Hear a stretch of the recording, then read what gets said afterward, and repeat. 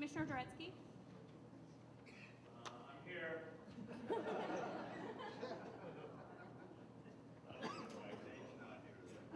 I'm here.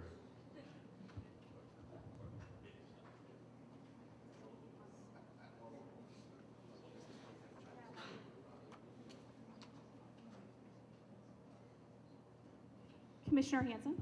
Here. Commissioner Kirstein Tucker? Here. Commissioner Ramirez? Here. Commissioner Simonson? Here. Staff are represented by Monowitz and Shu, and Mr. Fox is expected to arrive very soon here.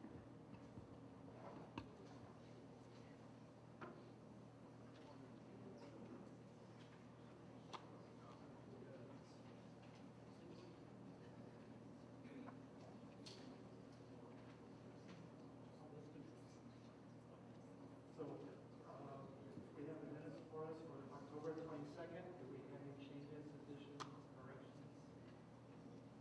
If not, do we have a motion to approve? I would move to approve the minutes of the October 22nd meeting with the revised one that was sent around a couple days ago. I'll second that. You just got to click it on the bottom. There's toggles on the bottom. No? No toggle?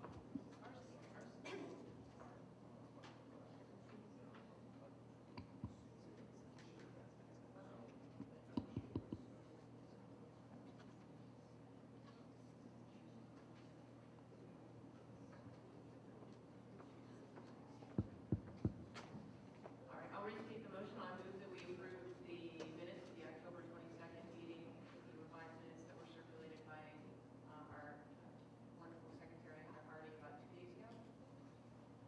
I'll still say, oh, go ahead. We have a motion in front of us. All those in favor, please say aye. Aye. Any opposed? Not carried. Beginning of every planning commission, we reserve time for public comment for things that are not on the agenda. Does anybody wish to speak to the commission? We will not be able to act on it. Any ears to any problems, things you wish to know? Seeing no hands, nobody approaching, so I'm going to close oral communication, and we'll go into our first agenda item. Heather, could you read it into the record? The owner. Can you hear me? Yep. Okay. The owner is the Big Wave Group and Big Wave LLC. The applicant is David Byers. The file number is PLN 2013-00451. The location is Airport Street in Princeton by the Sea. Good evening, Commissioners. Is this on? Can you hear me now? Great. Okay. So I'll start first with an introduction overview of the project sites. There's 2 project sites. They're located in Princeton. Oh, maybe I'll hold it. Okay. Can you hear me now? Great. The north parcel, which the project name refers to, is on the top of the slide in yellow, and that is approximately 14.25 acres. The south parcel is 5.25 acres to the south of that. The project site is surrounded by Half Moon Bay Airport to the east, Pillar Ridge to the north. West is the shoreline, Pillar Point, and southeast, I guess, is the industrial, marine-related recreational area of Princeton. The zoning on these 2 particular parcels are a little bit layered. The north parcel is zoned M1/, which is light manufacturing, DR for design review, CD for coastal district, as well as AO.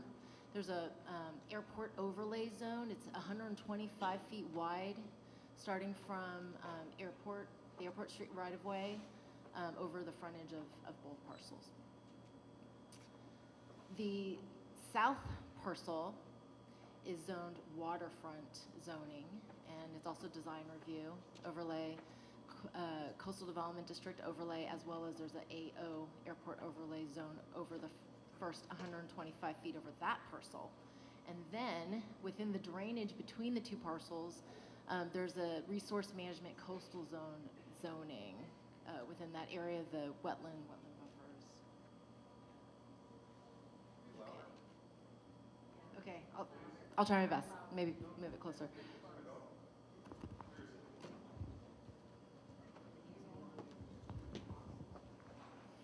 Just hold it closer. Let's see here. The two project parcels, I wish these slides were a little bit clearer, are currently occupied with agricultural uses. They are undeveloped.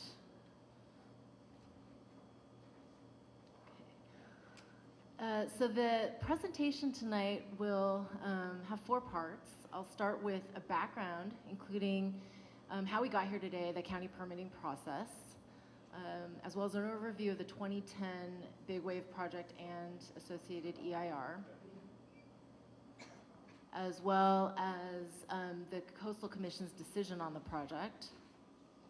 Then I'll describe the project contained in the staff report, as well as a summary of CEQA and LCP, the more pertinent issues, among many, and then also provide staff's recommendation. So in terms of the process of how we all got here today, the addendum is to the 2010 Certified Environmental Impact Report. And the addendum, I'll describe it further in this presentation, but it describes project changes that were made, as well as the analysis of how environmental impacts might have changed since the 2010 project. So that document was released on July 31st for a 30-day courtesy public review period. Addendums are not required by CEQA to be circulated. So during that 30-day review period, the planning staff made a presentation to the Planning Commission, an informational public hearing, took some comments and some questions from you regarding the addendum and the new project. And then the courtesy public comment period closed on September 2nd, and a staff, as well as TRA, the consultant, went about answering most of the questions, or sorry, all of the questions generally through a topical format in a final addendum, which was released November 5th. Other meetings conducted included a meeting that planning staff presented the item, the project, to the ALUC, the Airport Land Use Committee, on July 31st. Planning staff also made a presentation to the Mid-Coast Community Council on the 13th, the same day as your Planning Commission information session. And also, there were 4 design review meetings to review the Big Wave NPA project between July and November. So in terms of going forward after tonight's Planning Commission hearing, there is a development agreement being proposed by the applicant that will need to be reviewed at a Planning Commission hearing, so that's coming back. The development agreement will need to go to the Board of Supervisors. The project could also go on appeal to the Board of Supervisors. And there's also a LAFCO required action regarding annexation of the project sites into the MWSD sphere of influence. So that will also follow later in the process. So I'll give you a brief overview of the 2010 project, as well as the EIR and the Coastal Commission's action on that project.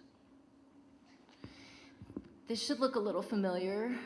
This is the 2010 Big Wave project. We call it the 2010 Big Wave project because the EIR was released in 2010. However, this project actually goes back to a 2005 application date.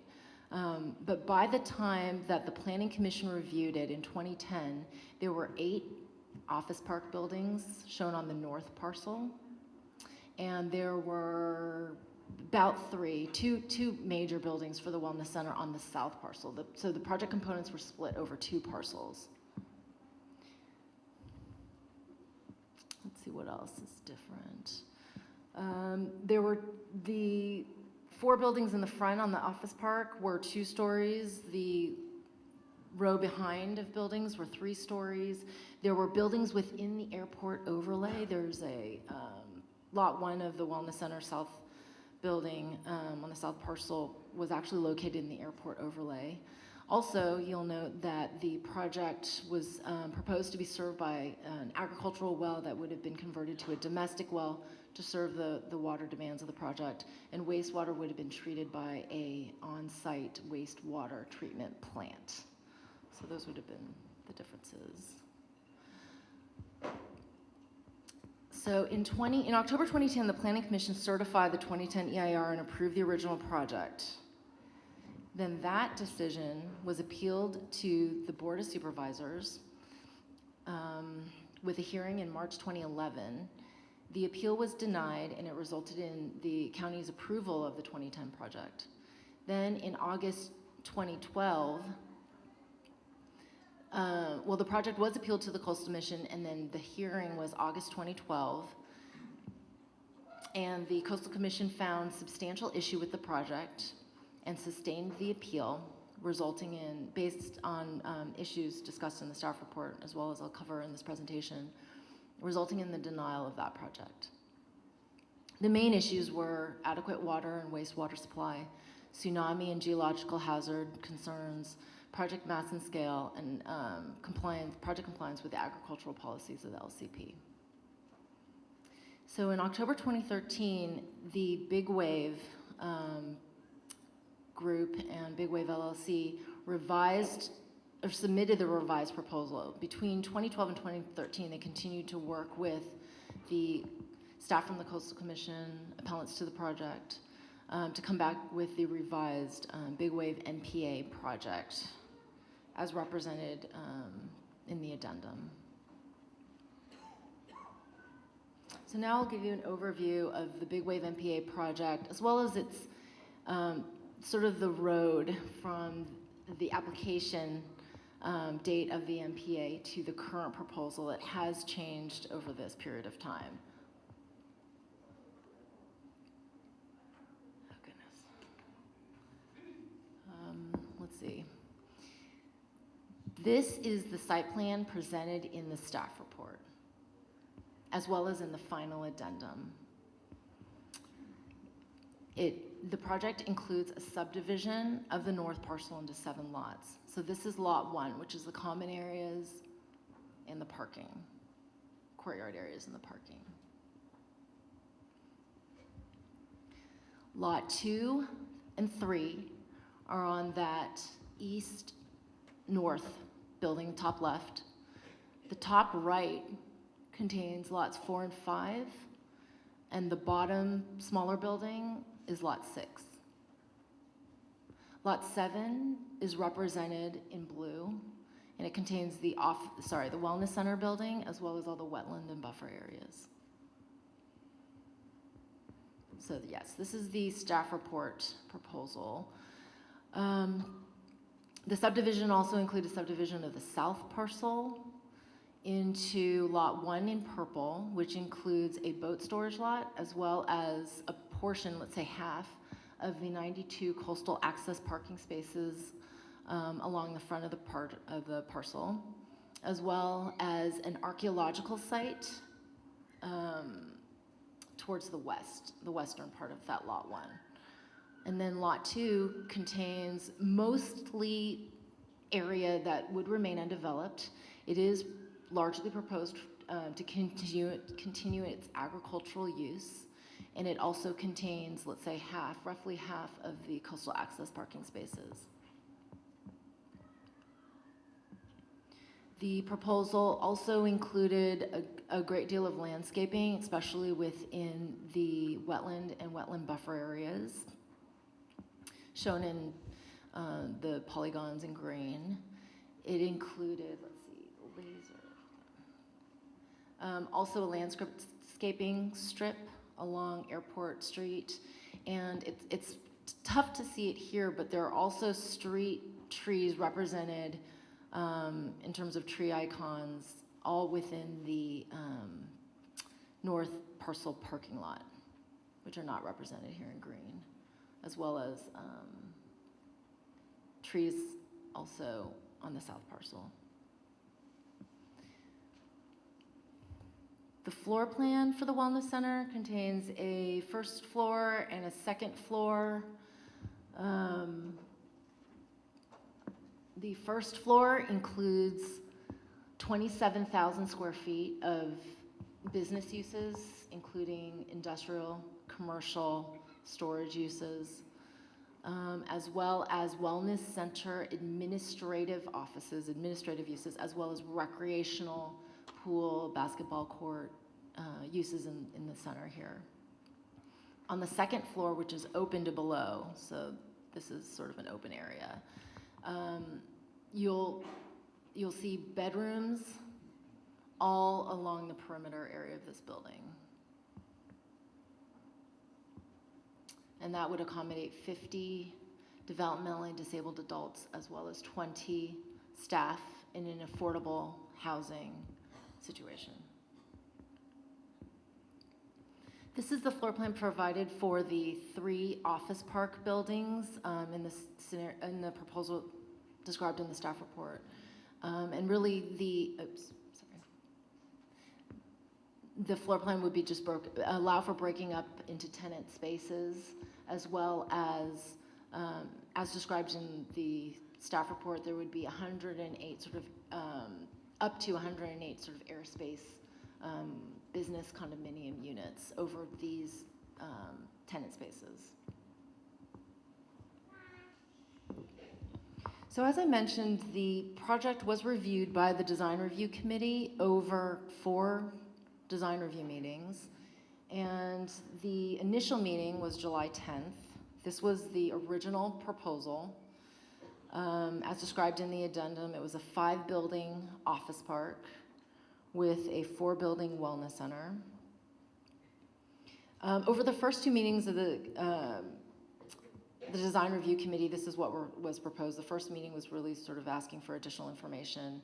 And then the second meeting, there were changes recommended by the CDRC that brought about a consolidation of the office park buildings as well as the wellness center building into this scenario.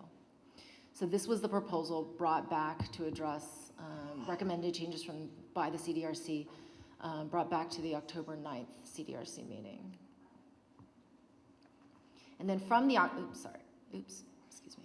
from the October 9th meeting, there was recommendations to further break up the office park buildings.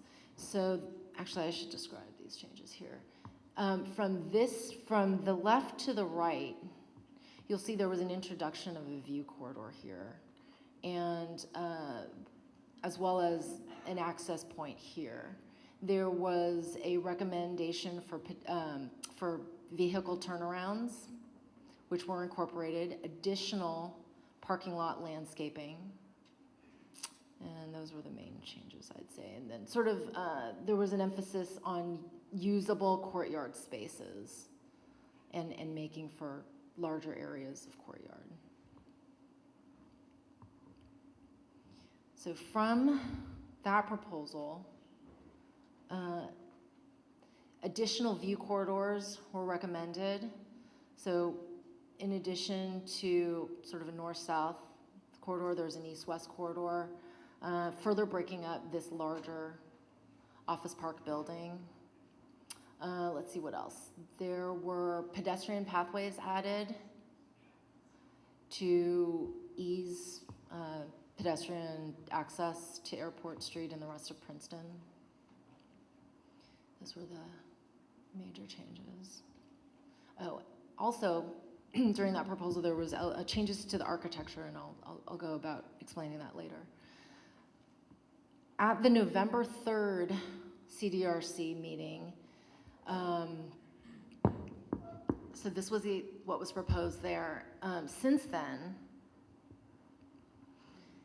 the county has received correspondence from the Committee for Green Foothills regarding an 8-building option. The applicant had actually met with the Committee for Green Foothills representative, and both of them had been amenable to this 8-building option. And this 8-building option would further reduce the sizes of the buildings, increasing the number, but reducing the sizes and scale of the office park buildings, as well as splitting the wellness center building into 3 separate buildings. I think the overall intent of the design review committee remains intact. The sort of the advances to the project made during those meetings, the vehicle turnarounds, the pedestrian walkways, the larger courtyards, remain a part of the proposal. Also, the articulation, the architecture, I can show you later in the presentation, remain part of the proposal. So just wanted to introduce you to this 8-building option. It should also be noted that as proposed, this 8-building option maintains the same development footprint as the CDRC review proposal on November 3rd and the proposal described in the staff report. It also retains generally the same square footage. The applicant can further describe, but there is a slight reduction in the square footage of the office park. The applicant has agreed to implement the changes outlined in condition 88 by the design review committee. That would be incorporated into this 8-building option. Also, the heights would not get any higher.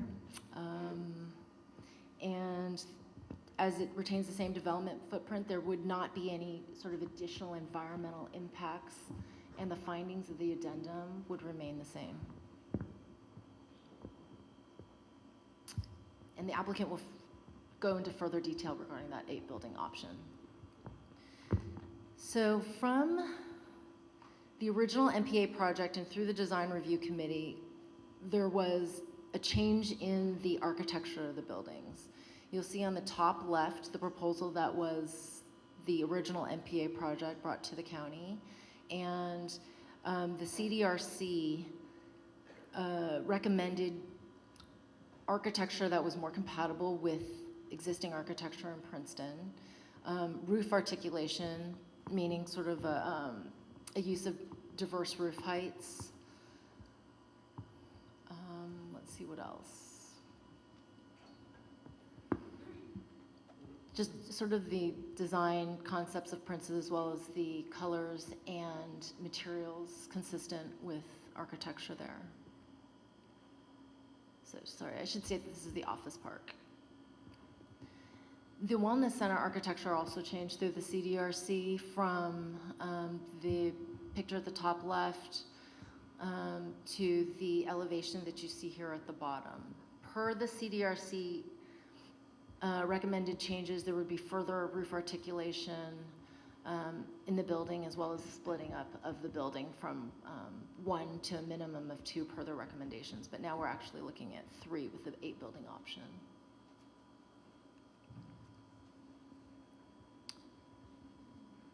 And I should actually state that the design review committee recommended a architecture different from that proposed for the office park, for the wellness center. So they did want to see sort of a different design scheme for the wellness center per condition 88. A new color scheme was also proposed through the design review committee. More earth tones, blending the project in better with the surrounding environment. I will now summarize the larger issue areas for the project with regard to CEQA and the LCP, specifically adequate water and wastewater supply, sensitive habitat, views, traffic and parking impacts, tsunami and geological hazard concerns, as well as I took the agriculture out of the slides. That shouldn't be there, but I can answer any questions regarding that. So with regard to project mass and scale, as discussed in the final addendum, heights have been reduced since the 2010 project from 51 to 36.5 feet from grade. The number of buildings have been reduced from 8 buildings for the office park now to 3 buildings in the current proposal plus a wellness center. And let's see, there's no separation between the office park and the wellness center over 2 parcels. They've been consolidated on 1 parcel. Visual simulations were produced by an environmental visual simulations consultant for the Big Wave NPA proposal, finding that skyline views of Pillar Ridge from community vantage points were not interrupted by the project buildings. As you know, the applicant now proposes the 8-building option, which further reduces the size of each of the office park and wellness center buildings and further brings the scale more in line with the community. With regard to biological resources, since the 2010 project, the minimum wetland buffers have been increased from 100 to 150 for both parcels. The elimination of the wastewater treatment plant also resulted in a reduced biological impact regarding the saturation of soils that could affect Pillar Point Marsh. Regarding project traffic, from the 2010 proposal, there is a change in project scale which reduced project daily trips from just over 2,000 to under 1,500. As you'll see in the staff report in condition number 31, there is a TIMP, a traffic impact mitigation plan per the LCP that has been proposed by the applicant, and the applicant will further need to prepare a transportation demand management plan per the requirements of CCAG per condition 31 to offset 199 peak hour trips. With regard to tsunami hazards, the maximum tsunami wave height is estimated at 28 feet. That's from the CalEMA tsunami inundation map. The elevation of the bedrooms is at 34 feet, which is a good 6 feet above the inundation level, where 2 feet is the minimum required. I left off the geological hazard. That's addressed in the addendum. There was a fault trench study prepared and included in the addendum, which stated that there's no evidence of a fault over the project site, the north parcel. As far as wastewater and water supply, we have correspondence from both GSD and WSD regarding the revised water and wastewater demand estimate of 15,500 GPD. In the addendum, the estimate that was used was 9,750, and that has since been increased, but there's correspondence from those service providers regarding the adequate supply to serve the project. So as far as the county's determination of an addendum as being the appropriate document to analyze project changes,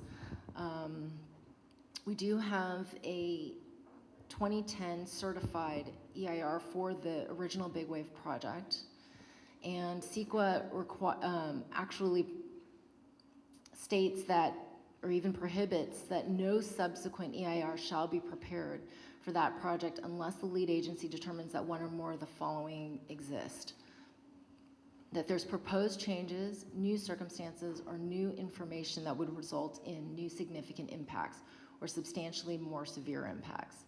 So the county hired TRA, I believe they've been since acquired by MIG,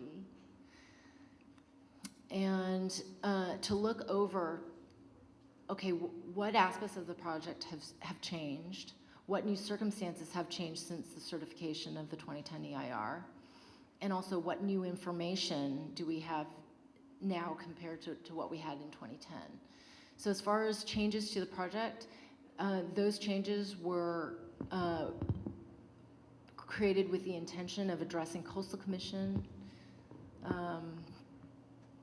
denial findings, essentially, as well as conversations with appellants to the project to bring the project closer to addressing environmental impacts that were of concern to those agencies. So it's a reduced project overall. As far as new circumstances, the addendum found that there were no new circumstances which applied to the project.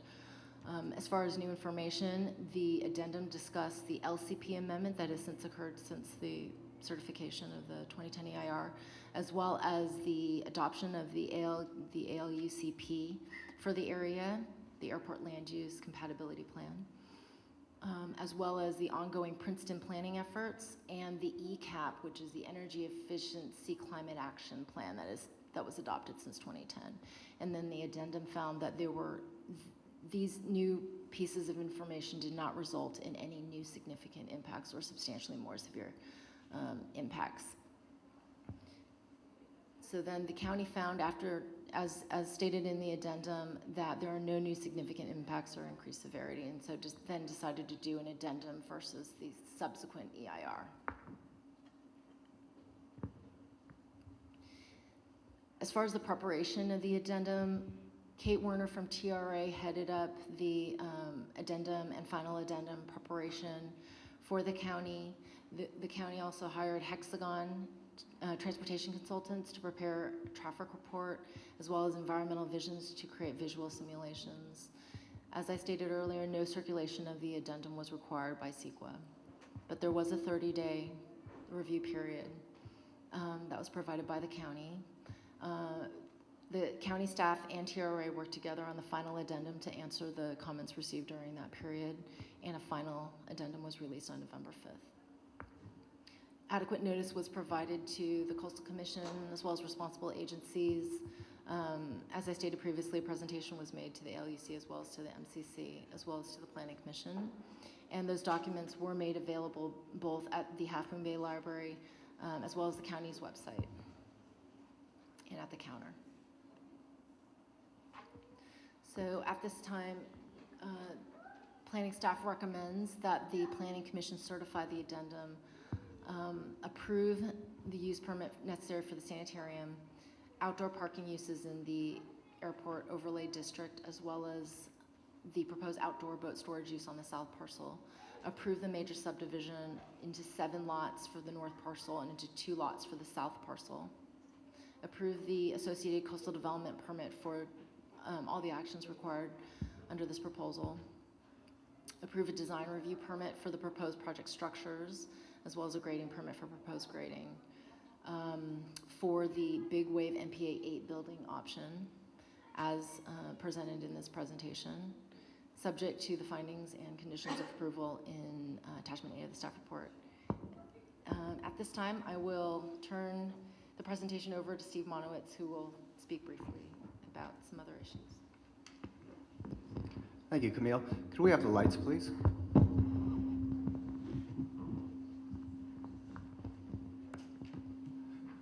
Thank you all for attending. I'm Steve Monowitz. I'm the Acting Community Development Director for the Planning and Building Department. And before we conclude the staff presentation, I wanted to make a few comments. The first has to do with some concerns that have been expressed regarding recent refinements to the project. As Camille explained, the project as described by the final addendum included a lesser number of buildings than are being suggested now by various interested parties. We believe that the Planning Commission would have the ability to act on this revised proposal, should you like, based on the fact that we feel that we've defined the parameters for the building in terms of setbacks from habitats, heights, level, type, and intensity of use, coastal access requirements, etc. So we feel that the important parameters of the project has been defined. Nevertheless, we understand that there are some desired refinements to the architectural details. And should the Planning Commission desire to have more time to consider those refinements, staff would have no objection should you want to open public comment today and then continue the decision to a future time That would also enable us to work with the applicants and the service district providers to address some questions and concerns they've expressed regarding the conditions of approval. So I'd also like to just briefly address some concerns that were raised regarding the application of the Permit Streamlining Act to the project. Technically, the clock for acting on a project under the Permit Streamlining Act does not occur until we have a certified environmental review document, which we don't have as of yet, so we do not have a specific time constraint under the Permit Streamlining Act. That being said, I want to support the comments that were made by our planner, Camille Leung, in terms of keeping the processing of this permit application on an efficient track. For this project and all projects that are before the Planning Commission, we strive to provide a final action on a complete application within 6 months, and we have done our best to do that in this case. However, should the Planning Commission believe you need more information to reach a decision, we can take more time and we will not be in violation of the Permit Streamlining Act. So that concludes my presentation, and I'd be happy to answer any questions you may have. Do we have any questions of staff? Either one.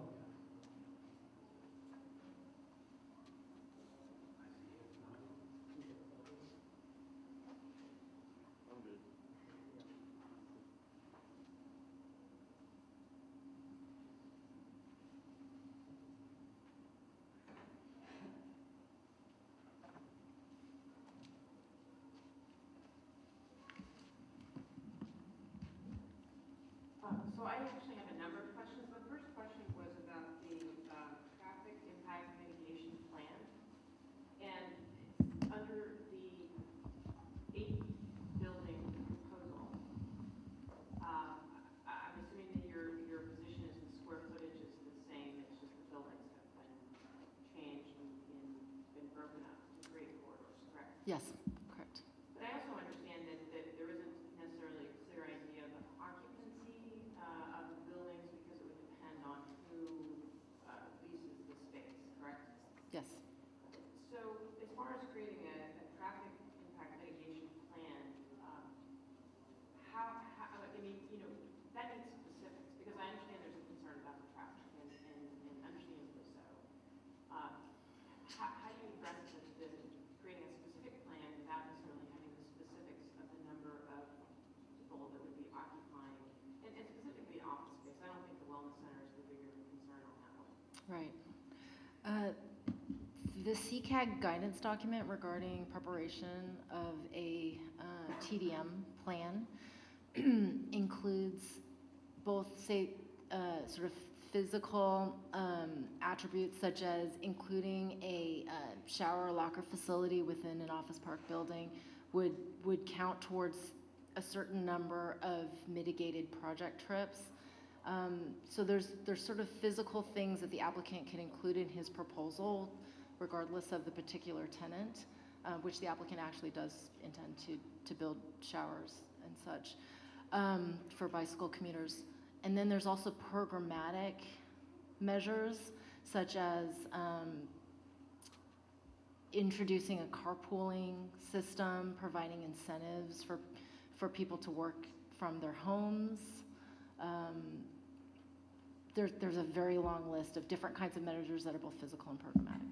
So I think it might be helpful. I mean, I understand offering transit passes, offering shuttles, all those things. I know and I generally understand what goes into a transportation demand management plan. Right. It would just be nice to see more of the specifics in that because I think there is a concern in even just looking at getting to and from the office park. I do think given the geographic location of it, that is something that would be helpful to see. And you know, I think I did see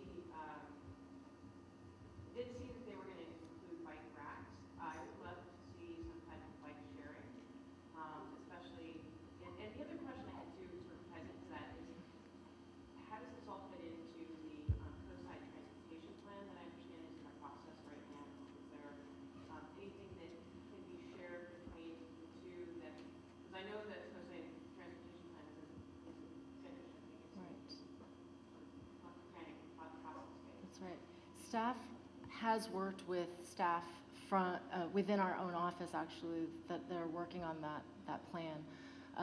And we've incorporated in the mitigation measure trans 1 allowance for measures coming out of that plan, and making sure that if improvements specifically regarding pedestrian crossing at that intersection are implemented, that they're either, if they happen to be lost during the signal construction or roundabout construction, that they're put back, and that the details coming out of that plan are complied with in the mitigation process. And I did have another question about just the process, and it's very helpful about how you got to where we are today. There's been a lot of iterations, there's been a lot of suggested changes, and the applicant has been amenable to a lot of the changes, but it's good to kind of figure out where we are now. The understanding that I have is there's an 8-building option that was worked out between the applicant and the committee for Green Foothills, and they're in agreement generally on that proposal. My question is, you mentioned that based on the comments received at the design review committee, that there's an impression that they would be agreeable to that or amenable to that. Has it actually been presented to the design review committee? No, it occurred after the November 3rd meeting was the last meeting of the CDRC, so this sort of conversations between Committee for Green Foothills occurred after. And there was a decision by the CDRC to deny the project. So. But not the 8 building. Right, not the 8-building, no. So there was a decision at that point. Right, And but that was the iteration before the 8 building. That's right. proposal came out, right? That's right, and there was discussion at the last CDRC meeting regarding further breaking down the Wellness Center building into a minimum of 2 buildings, but there had also been discussions of further breaking down the office park buildings, and mass and scale were a large part of those conversations. However, based on a meeting agreement for a motion, the intention to further break down the office park buildings didn't make it in the motion, due to perhaps a disagreement between the architects. Yeah, because I read the documents from the planning commission back to the applicant regarding the design review and what was sort of the outcome of the design review meetings, and I've seen the suggestions over time. I have other questions, but I don't want to monopolize, so I'll pass the microphone down. Well, just a follow-up question on that, Camille. Could we ask the design review committee to review this new 8-parcel alternative for us? Or maybe a point where we can't do that anymore? I think you could. I'll turn that over to Steve. I don't think there's anything that would prohibit the commission from making that suggestion. I think that from staff's perspective, we want to be cautious about sending this back through many more iterations of design review. From a larger department-wide standpoint, we have been attempting to address concerns that have been expressed regarding the length of time and it takes to get through design review. So given the fact there have been 4 design review committee meetings to date and they have been unable to reach agreement, I would approach that cautiously and suggest that should we ask for further review by them, that we establish some clear parameters around that. Thank you. Because there was a sense of urgency because people were working under the assumption that the Permit Streamlining Act was somehow compelling us to get this going in a way, it feels to me like we short-circuited a process that was actually kind of working. It was working. It seemed like we were getting close to having something that might be more acceptable, if not acceptable, to the Coastside Design Review Committee. So I would like to, if we choose to take a little bit more time with this, ask the Coastside Design Review Committee to look at it, one more of those 8-parcel alternatives, the CGF alternative, and also get comments from the Mid-Coast Community Council.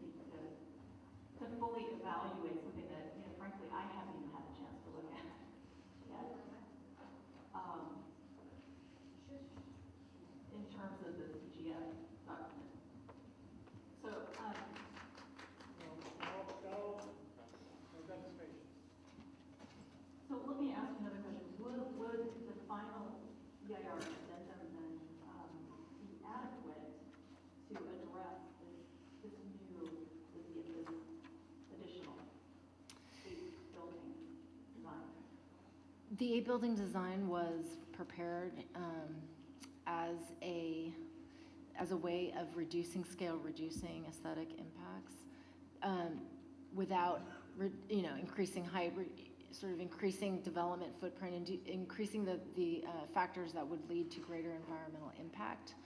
So it would not change the findings of the addendum. The changes between the final addendum, the site plan presented in the final addendum as the revised NPA proposal, the changes to the from that to the 8 building scenario could be discussed in the staff report, and we can outline the fact that each sort of environmental impact category has either been reduced or remains the same in terms of impact. Okay. And another question in terms of process, I'm wondering, are any coastal commission staffers here tonight? Yes, Janine Manna is here today. Okay, Mike, want to acknowledge, thank you for your presence. I think it's important to have the coastal commission look at this as well. The letter regarding the North Parcel alternative had a number of concerns and issues, and I think it would be really important, given the history of litigation here, to have a reading from the coastal commission on this most recent iteration.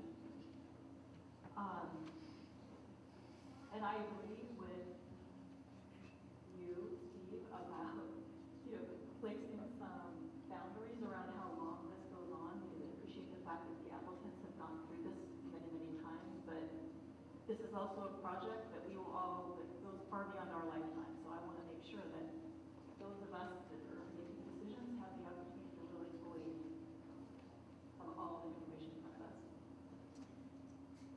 I have questions now regarding the actual project, so you want to take a turn? Or shall I just go ahead? Okay, I'm going to jump around because I have a lot of questions. The first question is, why is there a proposal for a minor subdivision on the south parcel if there are no buildings on it? Well, Lot 1 included most of the development proposed on the south parcel. Perhaps the applicant could get into as far as what's the intention of splitting it and sort of the legal entities and what the intention overall is. But my understanding is that Lot 1 will remain largely undeveloped, and Lot 2 sort of contains more of the boat storage and things like that. Okay, maybe the applicant can address that later. I noticed in the design, I'm not sure if it's true with this new design, that there will be a pool and there will be a basketball court. And it's the pool will be on the ground floor, and there will be bedrooms on top. Is that still the way it's open?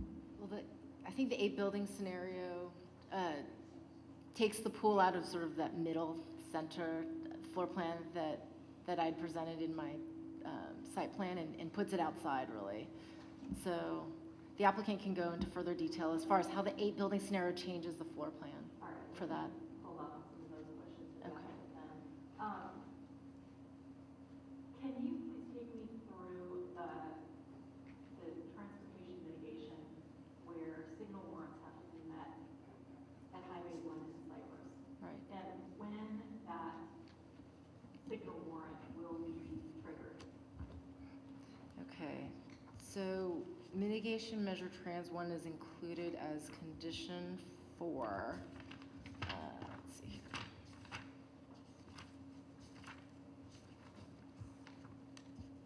On page 105 of the staff report. And the way the condition currently reads is that it requires, prior to issuance of a building permit for any office park building, that the property owner obtain only approvals for the implementation of either of the 2 mitigation measures, the signal or the roundabout, prior to the issuance of the building permit. However, the county would require, in that last paragraph on page 106, traffic reports every 40,000 square feet of occupied office park. And we would be checking at those milestones as far as whether the signal warrant has been met. And at the time the warrant is triggered, that would be the trigger for the construction of the already permitted and approved mitigation measure. So am I correct then in understanding that the level of service at this intersection has to go to F before the warrant is triggered? It is the actual number of trips is, I think it's close to 100, where if the project results in that many, it's actually down to a quantified number in terms of how many trips new trips go through that intersection from the project in order to trip the warrant. The LOS levels are listed in the addendum. I believe they're, we're close to level F or at level F already. Yeah. So I guess this is just one of those things where I'm looking at the community and thinking really whether we can change that mitigation in such a way that the community isn't on traffic. In other words, we don't have to wait until the traffic's a lot worse. My reading of when that signal warrant is triggered is almost twice what the traffic is right now. So that's really bad. So I want to put that out there as a question. I also noticed in reading the Hexagon report that it stated regarding the Cypress Highway 1 intersection, and I quote, that the approved mitigation measures should be constructed by the applicant as part of the project before occupancy. However, the mitigation, Trend 1 states, in contradiction to that, it says Hexagon states that it is not advisable to install a traffic signal prior to warrant being met. And warrant is not met under existing conditions. That's right. So that's a little... It is a bit confusing. However, it is Caltrans policy to wait until a signal warrant is met before implementing a mitigation measure. So I would say the first statement could be erroneous, but the second statement is definitely correct. So there is some hesitation to construct a mitigation measure prior to the warrants being met, and that should be considered should you revise the condition to require the applicant to construct the mitigation measure prior to that. Well, it's interesting that Hexagon itself states that the mitigation measure should be constructed before occupancy. So I think that's probably when the signal's met. I believe Hexagon was requested to be here at this meeting. Is that right? Oh, did you want to?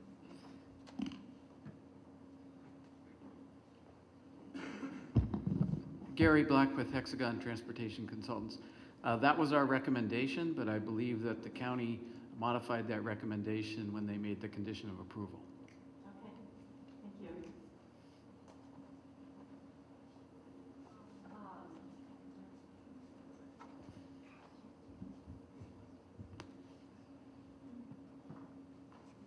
The traffic report, I understand that in one of the most recent iterations, and I'm not sure whether it's the Big Wave 8 or something else since the addendum, I understand that there is an effort to direct traffic to Capistrano, is that right? Away from Cypress? That was under the previous 2010 proposal. We did receive a question on the addendum regarding that scenario for this revised NPA. However, there's no such measures to sort of force the traffic to go south, to go north. That's not included in this. And it was actually determined to be a hazard, sort of physical measures to do that.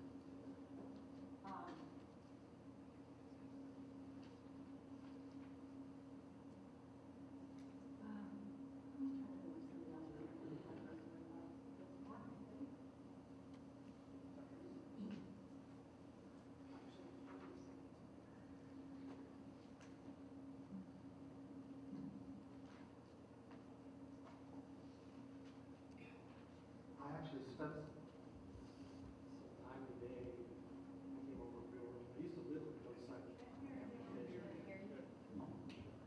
I used to live in Coastside in Apple Bay in the 1970s, and I'm always surprised how many times I come here, and I always see significant changes. Today, I actually spent a good portion of the day actually sitting on Airport Road, and I was surprised surprised at the amount of bicycle traffic. It's one of the largest changes I've seen. So one of the things I haven't seen anywhere, doesn't mean we don't have it. Is there a bicycle plan? I mean, not that this is going to really change traffic mitigation and things. I'm not going to be honest about that, but what bicycle solutions are we having on this site? As COSAT as a whole, I'll let Steve Monowitz answer that, but there is a trail along the frontage of the parcels that would be a 10-foot wide multimodal trail that's presented on the plans. I mean, will we upgrade it? Is this a little fraction of a big trail? Is this It's a piece is this here and there? It's an extension of the coastal trail that's planned throughout the region. So there is Yes. there's a planned trail, but it isn't built out? Yes, we're looking very carefully at the appropriate improvements for Airport Boulevard as part of the Princeton plan, and we are planning on moving forward with bicycle improvements to Airport. In terms of whether it will be Class 1 or 2 and the precise design, that still has to be analyzed and discussed.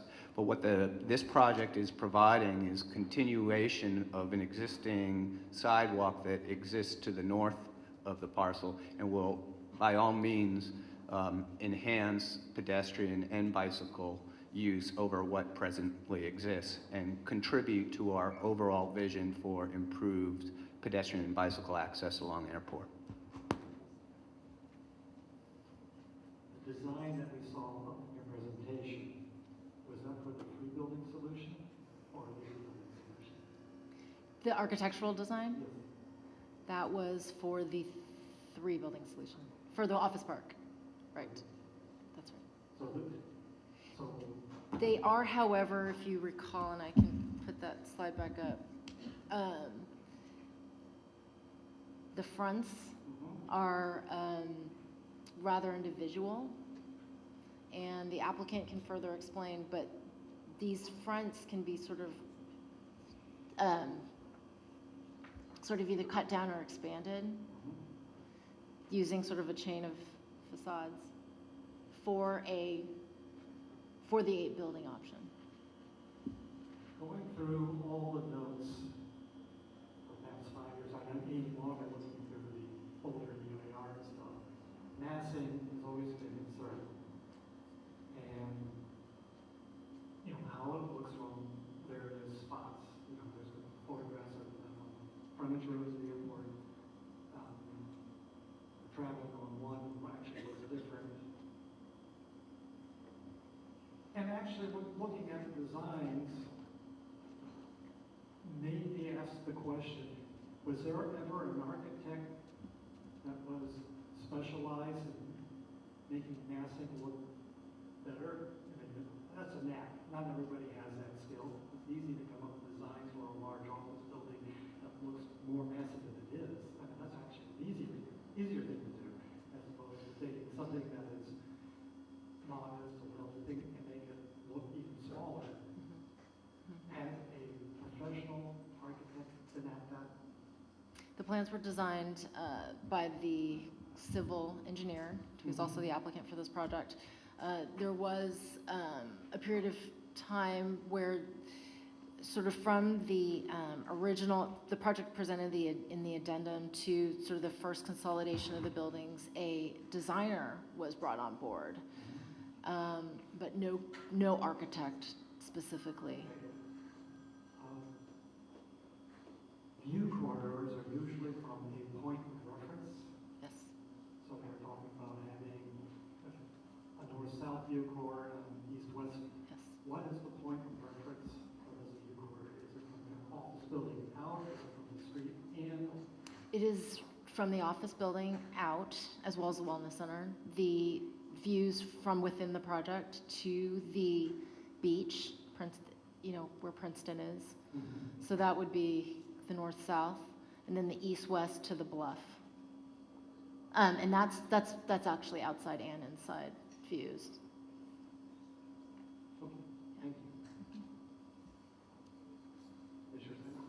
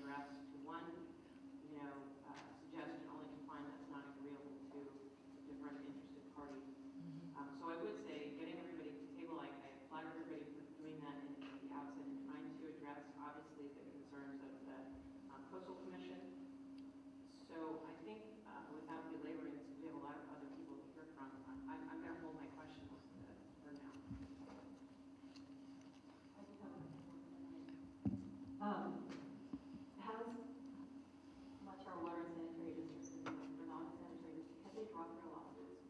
They have not, to my knowledge.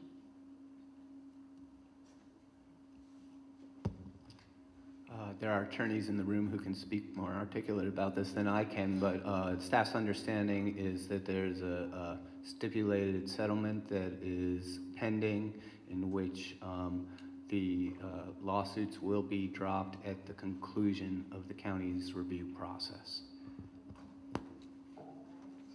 I have a question about LAFCO and why are we not processing that sphere of influence change prior to, considering coastal development permit? Prior to the county making a decision on the coastal development permit. It is rather typical for LAFCO's requirements for reviewing an annexation into a district or sphere of influence of a district to be done after a project decision.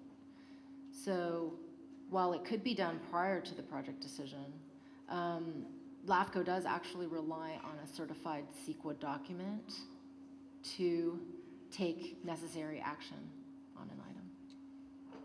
So again, this was one of the concerns that was articulated in the Coastal Commission's letter. So I'm just curious why there's that disconnect. If it's standard It is still. to wait until a project is approved to do this, but the Coastal Commission's asking for it from it. Yeah, where the Coastal Commission is coming from and its position that staff at the county generally holds as well is that before we take action on a project, we need to establish that there's a secure and reliable water supply. In this case, we believe that we have the information to reach the conclusion that there is a secure and reliable water supply based on the information and commitments that have been made by the various service districts. As Camille mentioned, LAFCO needs an environmental document under CEQA in order to take action on the project. And because the environmental issues extend beyond just the jurisdictional issues LAFCO are dealing with, but relate to issues that are of more concern to the county than to LAFCO, we all believed it was appropriate to deal with the comprehensive environmental analysis at this stage and then enable LAFCO to make the decision about jurisdictional boundaries towards the end.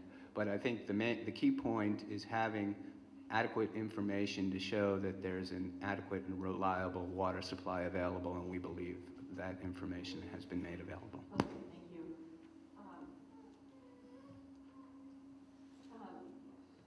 Both the Coastal Commission and the Mid-Coast Council have expressed concerns about the assumptions around the mix of businesses in the office park and how the traffic projections seem kind of arbitrary on some level.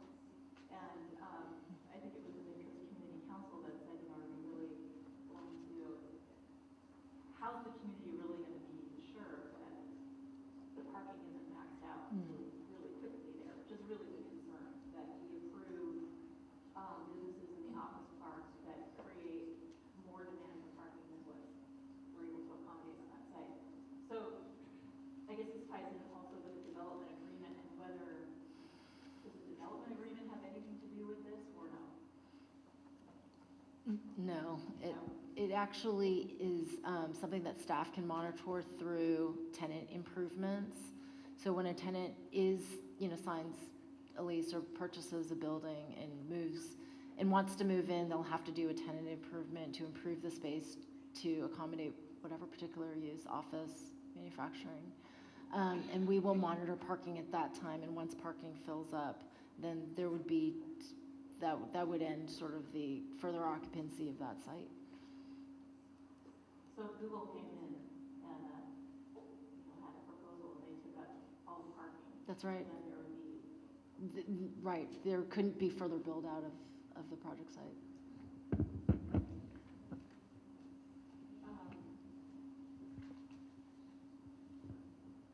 okay, that's all for now. So I think a lot of people are planning to speak, so. Can I ask a question to follow up on Um, as far as the parking,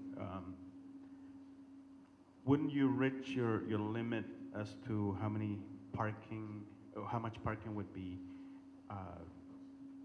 needed based on the square footage that we would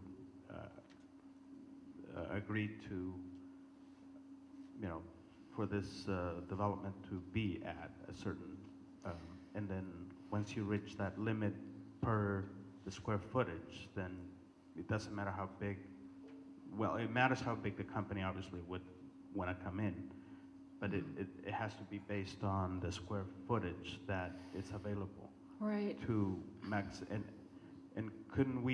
don't we come out already to the number of parking maximum that we can actually have, you know, based on what we would approve, based on what we have before us? Right. There's 420 parking spaces for the office park on the north parcel. There's a proposed mix of business uses, which vary in intensity and in parking requirements. So if an office use comes in, that's a much higher intensity of parking in terms of the required amount of parking for that office than would be required for a manufacturing or storage use.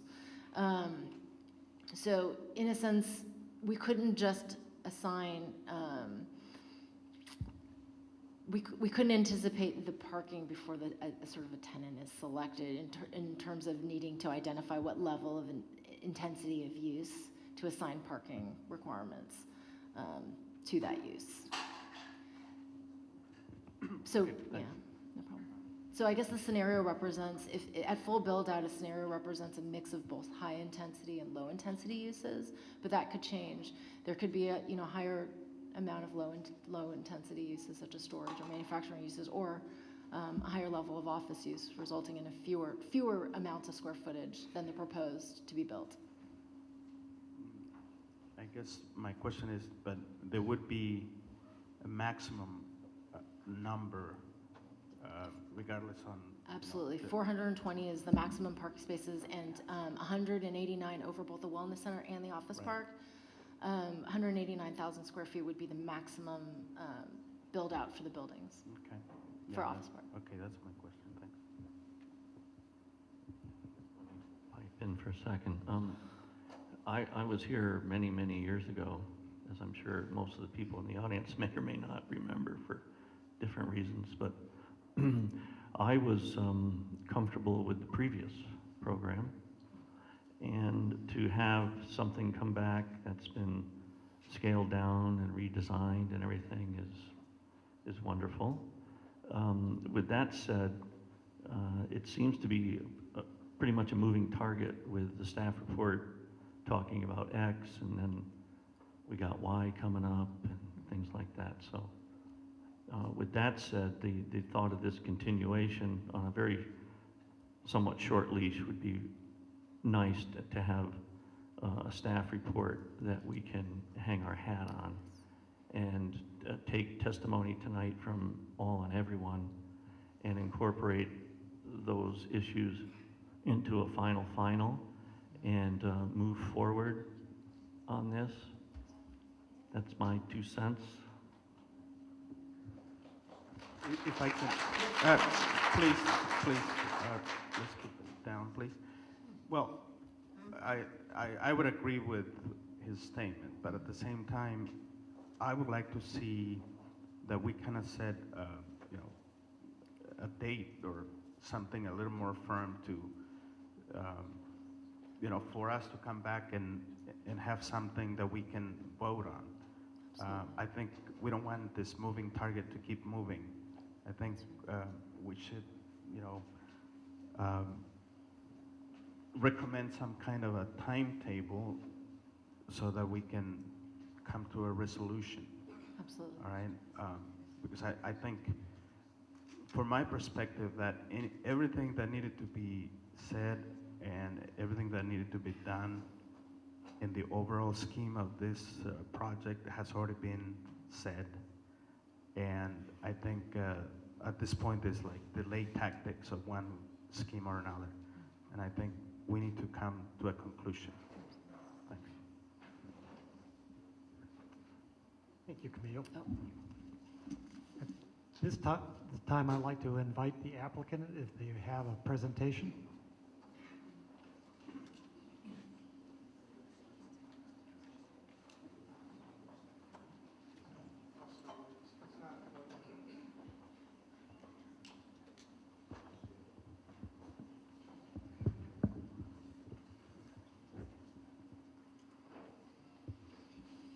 Good evening, Commissioners. My name is Steve St. Marie. Thank you for hearing us tonight. My name is Steve St. Marie. My day job is that I'm an economist and I work at the California Public Utilities Commission up in San Francisco. I am chairman of the board of the nonprofit side of Big Wave, the Big Wave Group. I've been involved with this almost from the beginning. I have no financial interest in Big Wave. I am not a parent or a relative of a special needs person who wishes to reside at Big Wave. I'm involved. I'm here before you because I believe in Big Wave and in this project. I think it's a good project and one that is needed here. It will benefit not only the participants, but the whole committee. I'm here because of all of these people. I've come to care deeply about them. Tonight, I'm told that we're reaching a milestone. There have been 25 public hearings on this project. Not 5, not 10, 25. Why do we keep on? We keep on because we believe this is a good project. What does it mean to keep on? We have met the concerns of multiple boards and panels. We've met the requirements of many regulations, plans, and guidelines. We've met with our opponents. We've made revisions and improvements, and I want to emphasize the word improvements. We've made a lot of changes at the requests of different groups. We have produced about 6,000 pages of documentation. That's not the copies. That's the original. Now you have before you a book, which I believe is about 500 pages. 500 pages, you would need 12 of those to get to 6,000. I tried to pick up a box of paper in my office to see how much 6,000 pages is, and it's not recommended that a person pick up such an amount without a hand truck. I mean, that's what we're talking about. We've spent about $2 million in fees and in consultants' reports. We've produced several iterations of the project, and I know that you're talking about the difference between one project and another here, but we've produced this and met the planning requirements that have been placed before us. We've done all this because we want to move forward. This is a project that you should approve. It fits in with the character of the neighborhood. It has only 50% development of the property compared to 75 to 90% in most of the properties that are in Princeton. The population that will be living in this project is small. It's only about 1/15 of the project that is right next door, the Pillar Ridge project. Our project is privately funded. It is just about the only part of Princeton that will have space and will have off-street parking. You know, whether it's 420 spaces, if it's 419 spaces, that's a lot of spaces, and it's more than there might be with other kinds of development. As you would expect, we believe the project has many benefits for its future residents, but we also believe it has benefits for the community. These buildings and the other development will facilitate the project and will benefit the community. We ask one thing from you. We ask that you approve the project. Thank you very much.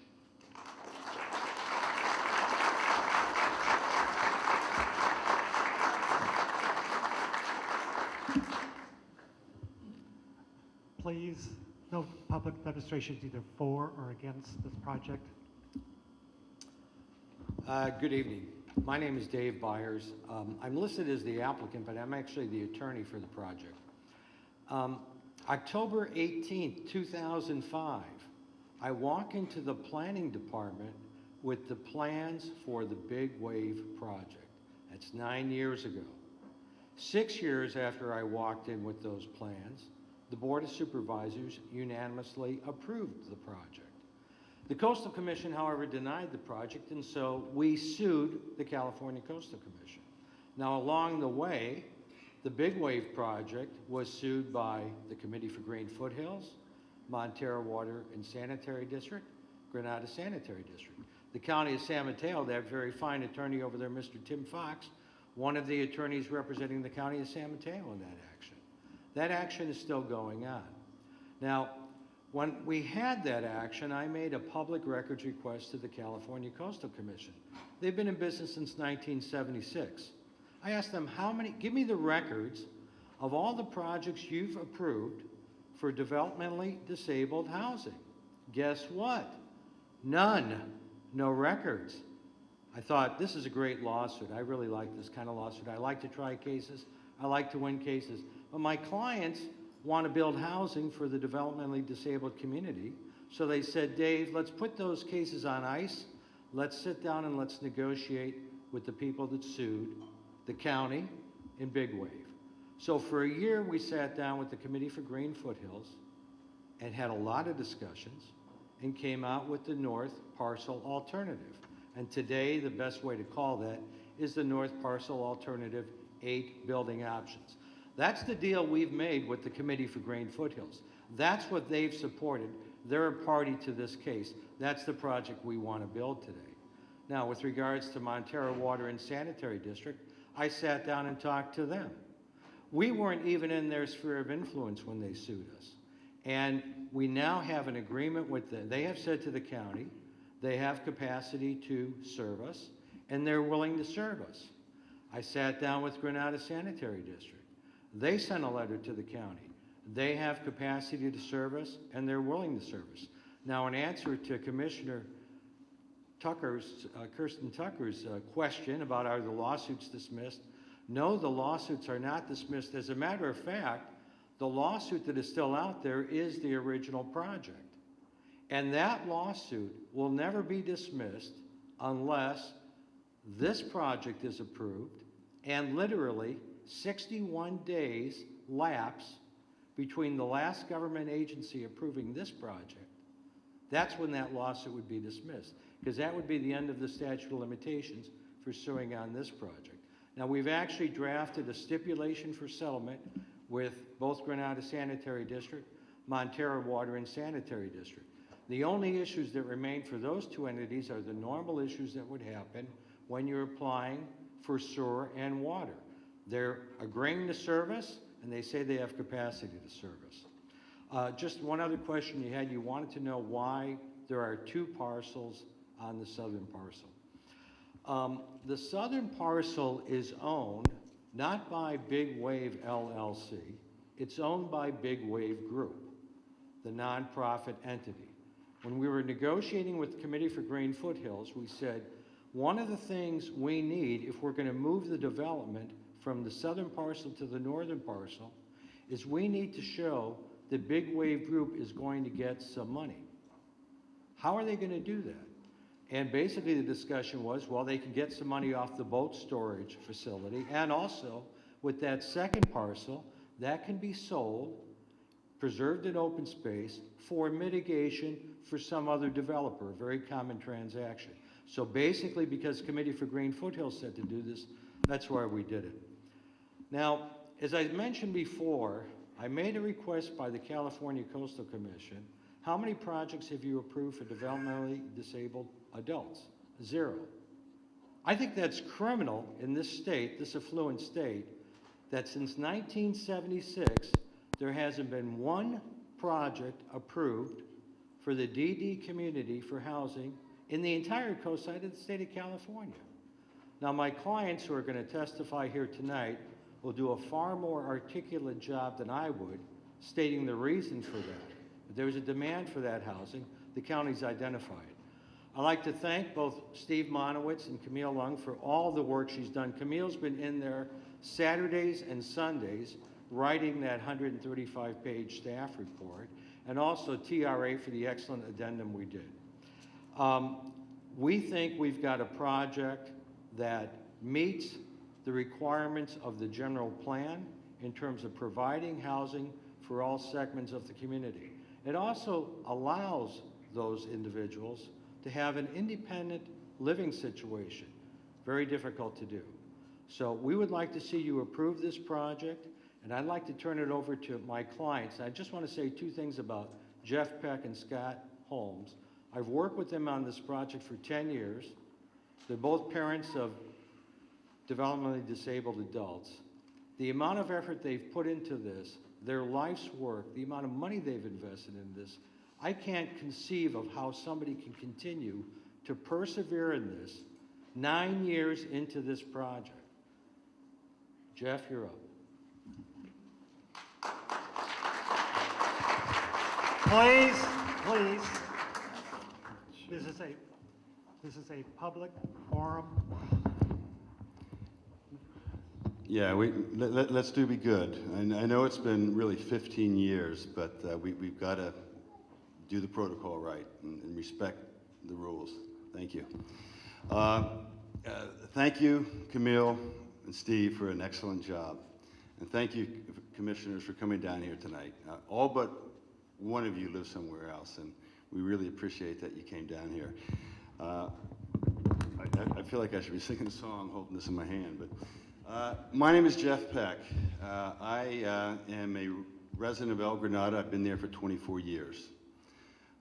Both my children grew up here, my son Zach, and my daughter, my hero, has developmental disabilities. I've been a coach for youth sports for 23 years here. The last 15 years, I've been coaching 4 Special Olympics teams for basketball. This is a program my son and I started in 1999. I am one of the founders of Big Wave. I am the managing partner of Big Wave LLC. That is the organization that donated the property to the nonprofit, and with the approval of this, is going to donate an additional amount of property to meet our agreement with Community for Green Foothills and meet everything that the Coastal Commission wanted of us. Now, you know, I've heard a lot about this moving target. This is not a moving target. This is what happened. In 1999, 2 couples, myself and the Barbers, purchased this property with one idea, and that was to create an affordable live workspace for those with developmental disabilities, and to build a successful business park so businesses can locate here and have homes, and people here can finally have jobs near where they work. There's 90-some% of the people commute over the hills for jobs. That's an obscene imbalance, and it's an environmental disaster. This project is meant to address that. Now, back to this moving target. That was our idea then, and today, 15 years, we have the same project. The project that the Planning Commission approved 4 years ago, and that subsequently was unanimously approved by the Board of Supervisors, is basically the same project. You've got a commercial space, and you have the wellness center that is supported by the commercial space. The project before you now is a reduced version by 30% of the project we've always had. Now, as Steve said, this is the 25th public hearing we've had in this project. 25 years, 25 public hearings, seems like 25 years. And, and we have spent our time in good faith to listen to the community in each and every one of those hearings. And we made changes when there were rational comments and rational needs from the community. That's not a moving target, guys. That is doing what the community wants. And that's exactly what this project represents.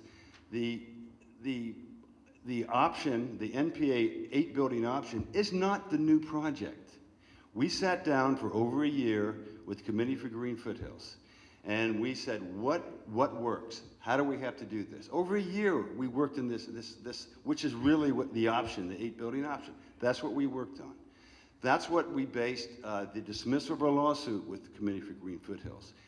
That option that you see here, which isn't a moving target, guys, that's what we agreed to before any of this stuff from the CDRC. That's what we agreed to. It was meant to meet every one of the points, every one of the conditions that are problems that California Coastal Commission had with this larger project. This project meets. And we worked with the California Coastal Commission. We've done everything we could. That's not a moving target. That is steadfastness. That is giving the community what it was, which we promised, and which shows that this process has worked. You can't demand a process that takes 15 years. You can't demand us to spend $3 million. You can't demand that my daughter, who was 11 years old when I started this project, 11 years old, and now look at her. She's 26 years old, and she wants a place of her own. Sometimes people accuse me of sounding mad. I'm not mad, guys. It's just, I'm just frustrated. I really want you to know what this project means to this community. And if you look around the room, don't clap. And I won't ask them to stand up, but if everybody who was supporting this project would stand up, well, there's standing room only now, you would see the massive community support.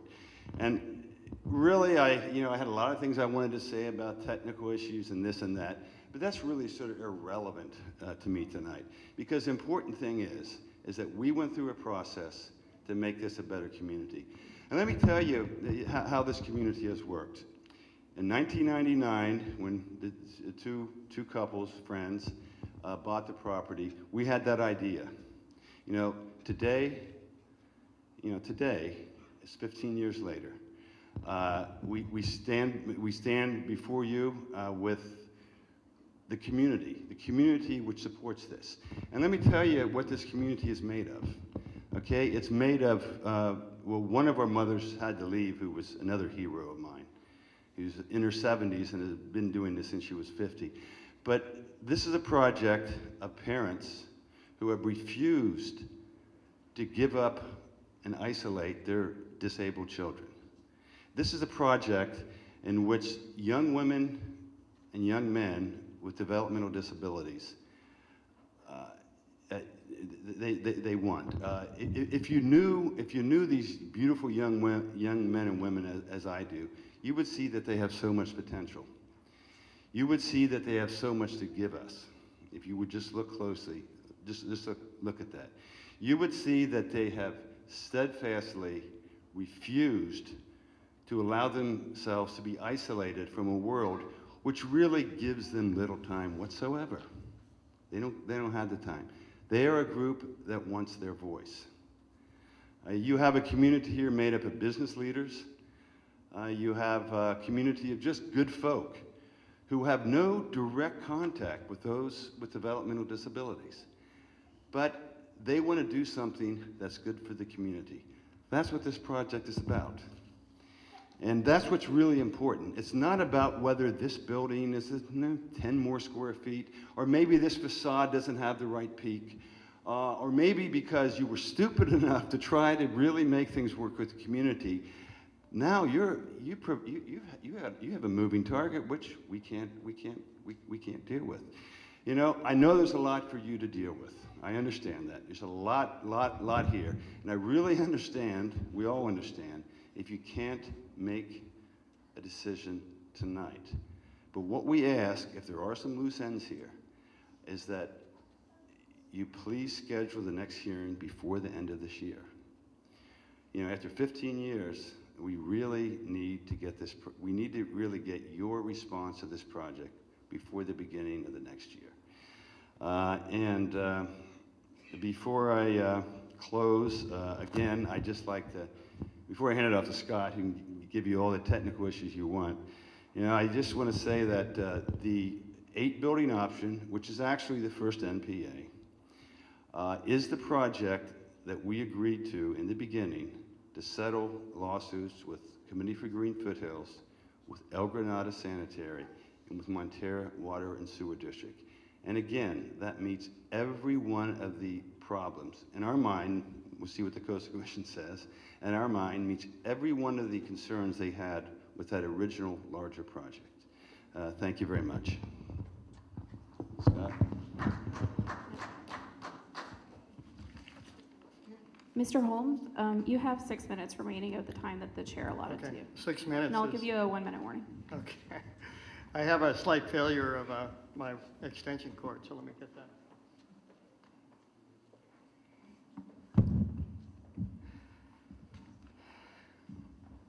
I do have some copies of the PowerPoint. It's going to be shortened quite a bit, so I would like to give it to the, it's not a whole tree, it's only a small bush. Again, my background is I'm a civil engineer. I've worked on the coast side for about 28 years, and I've done a lot of coastal work and coastal permit stuff. I've been a city engineer, a traffic engineer, public works director, and a wastewater manager. But more importantly, I've been involved with a CPALS group for 25 years, which is designed to help coastside parents with kids and children and adults now with special needs.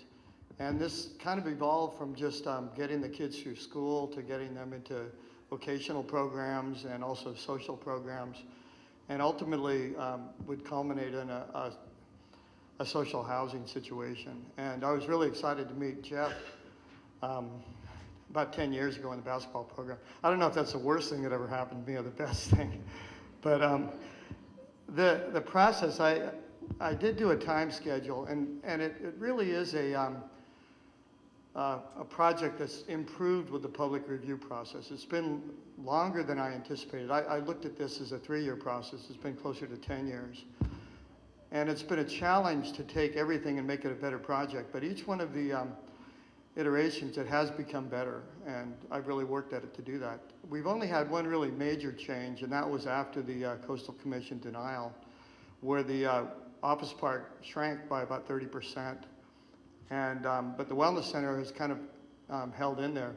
Since that time in 2010, we developed the NPA project, working with the Committee for Green Foothills, Montera Water and Sanitary District, and GSD.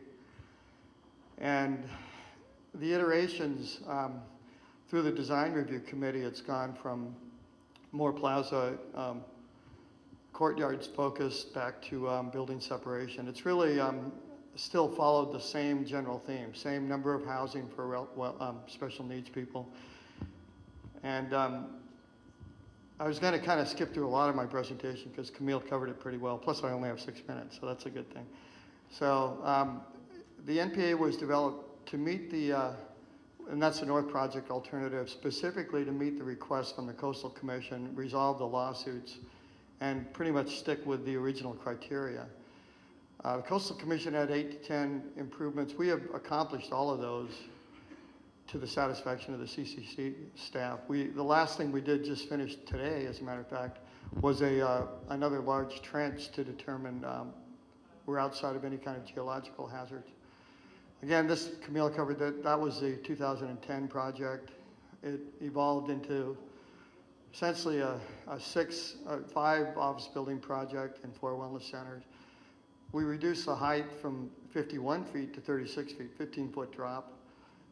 We also situated the buildings to the north parcel so it didn't interrupt any, that's a before and an after picture, any kind of coastal views or bluff views.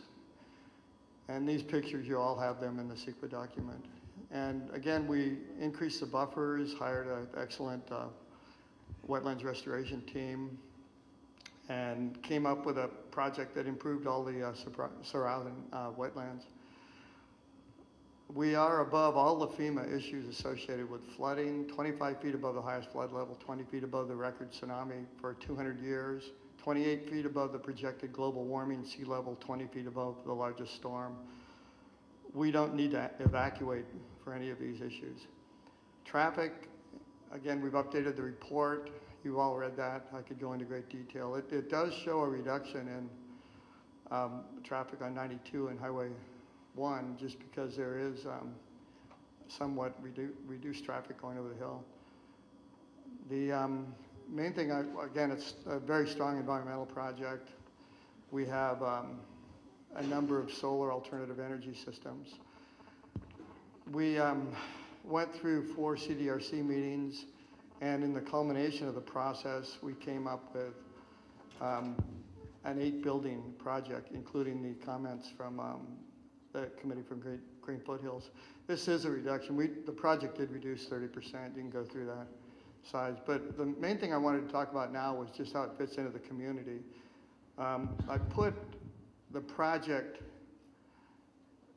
on a Google picture, Google map, and it's right up in this area. And it does show the 8-building alternative. And the wellness center on the upper part, it's about equal to the density of the First Street in Pillar Ridge in terms of square footage, number of people. So it's a small 1 minute warning. Pardon me? A minute, okay. Well, it's kind of exciting. And again, the project is the same size or smaller than a number of buildings in Princeton and also Half Moon Bay. And this is just north of us. It's about twice the size of our biggest office building. And then the clubhouse is about half the size of one of our wellness center buildings. Candle Factory, about the same size as the wellness center. Twice as nice. That's about 50% smaller than the largest office building. These buildings in Princeton are about the same size. The one on the right is twice as big as the biggest office building. One on the left is about the same size. These buildings are very similar to the size, and some of the architectural items were covered. The Princeton Hotel, it's twice the size of our entire development and substantially higher. It's 4 stories. These residential buildings along the coast, the bay, are about the same size if you include them as the wellness center. These structures are similar to the wellness center buildings, much larger. That's the warehouse than the wellness. Then in Half Moon Bay, similar to the office park, similar to the office park. The old senior housing, similar to the office park, the new senior housing. I can kind of keep going through this, but showing the changes to the according to the 8-building scenario, I kind of listed, which you can look at. That's time, Mr. Holmes. Okay, if I could have 20 more seconds, I'd be happy. I just essentially broke in corridors through the wellness center, created 4. That's in the packet I handed you. It's almost exactly the same footprint, and I've shown that comparatively, the old and the new. It covers exactly the same with the office park. I broke it into 2 buildings, or more buildings, 5 buildings. More view corridors from both the Airport Street and also there. And then a table that shows you it's exactly the same as the CEQA document. And thank you very much. I cut it down by 10 minutes, believe it or not, so you guys are lucky.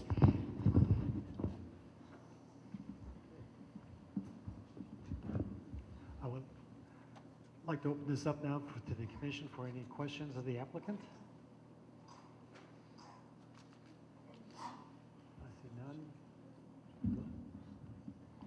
I see one head nod.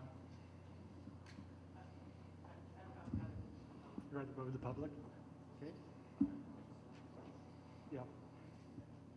Thank you very much. So a great 6-minute presentation, I can assume from that.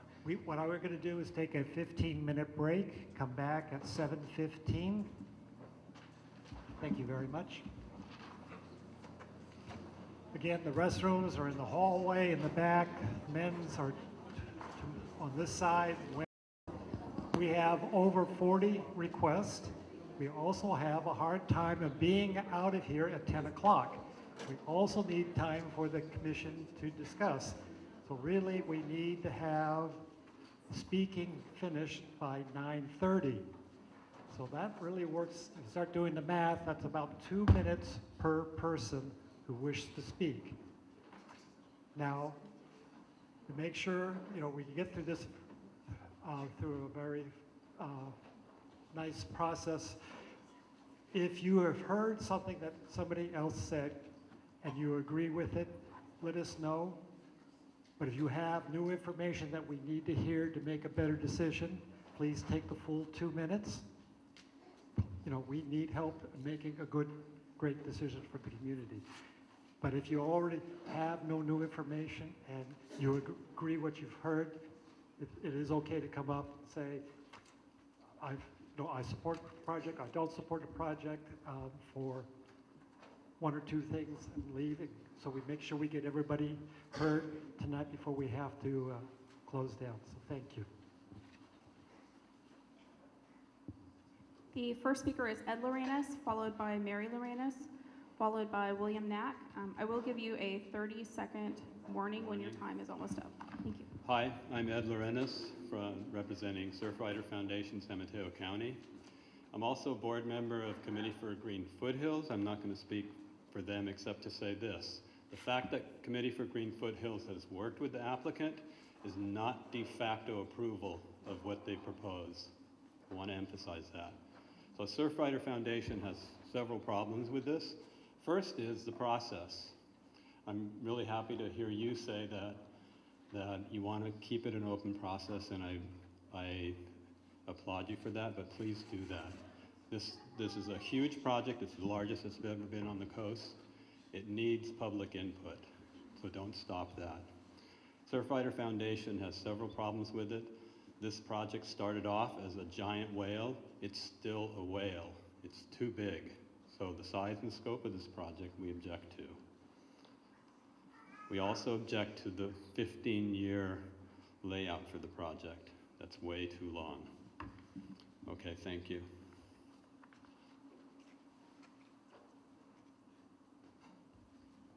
Mary Loranis, followed by William Knack, followed by Bill Sanders. I'm Dr. Mary Loranis. I'm a mental health expert, and to address Mr. Byers' concern about Coastal Commission not approving any developmentally delayed homes, that's because none have come up before the Coastal Commission, so there's no criminal intent there. 2009, Civil Rights Division launched an aggressive effort to enforce the Supreme Court decision on the Olmstead ruling, which requires the states to eliminate unnecessary segregation of persons with disabilities. Federally funded groups such as the Protection and Advocacy for Disability Rights California and other state agencies are actively pursuing efforts to close living arrangements which consist of more than 6 beds. Big Wave is 50 beds plus 20 staff. Provide segregated housing for people with disabilities. Big Wave is segregated housing. Utilize dormitory-style dining arrangements. Big Wave again are fully inclusive. The fact that jobs, recreation, dining, live aboard, work, everything in one space is inclusive. This is in direct violation of the Olmstead and Landerman Acts. Regional centers no longer fund residential facilities larger than 5 beds. What I want to see is, why are there no members here from the Commission on Disabilities, area agencies, the different regional centers, different state councils, people who actually are on commissions for those with these disabilities here in this audience going through this process, because at any point in time, any one of these agencies can come in and close down the wellness center because it does not meet the expectations of the Lanterman Act or the Homestead Act or any of these other rulings that were put in place in order to protect individuals who are developmentally delayed from things just like Big Wave. We have a lot of well-meaning parents who want to see this going forward.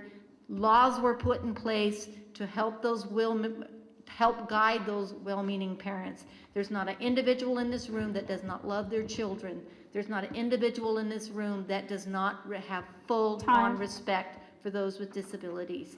Please do not approve this.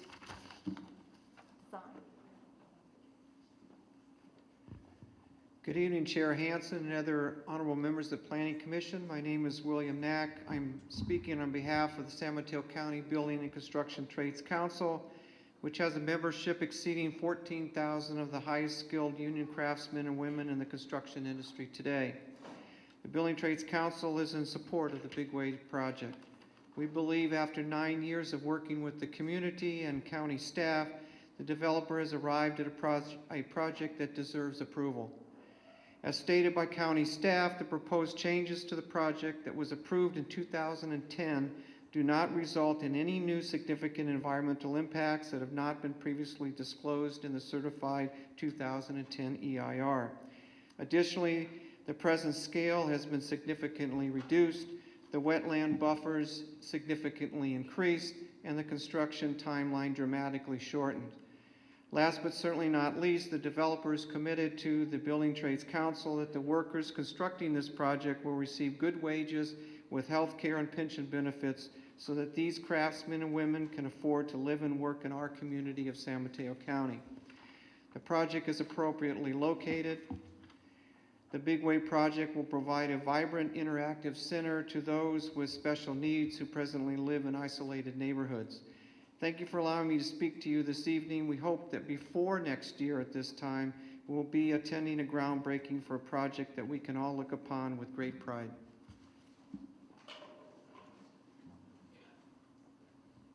Bill Sanders, followed by Linda Steele, followed by Jesse. Commissioners, my name is Bill Sanders. I'm a resident of the county. I'm here representing the California Pilots Association, and I too have been attending the meetings on both sides of the hill for a long time. I'm very, very supportive of the intent of the project and the usefulness to the community and the individuals here. The problem is it's sited in the wrong location with respect to the airport. There's several California laws, which we have talked about previously, and also federal laws that address the appropriateness of any kind of facility for land use this close to the airport.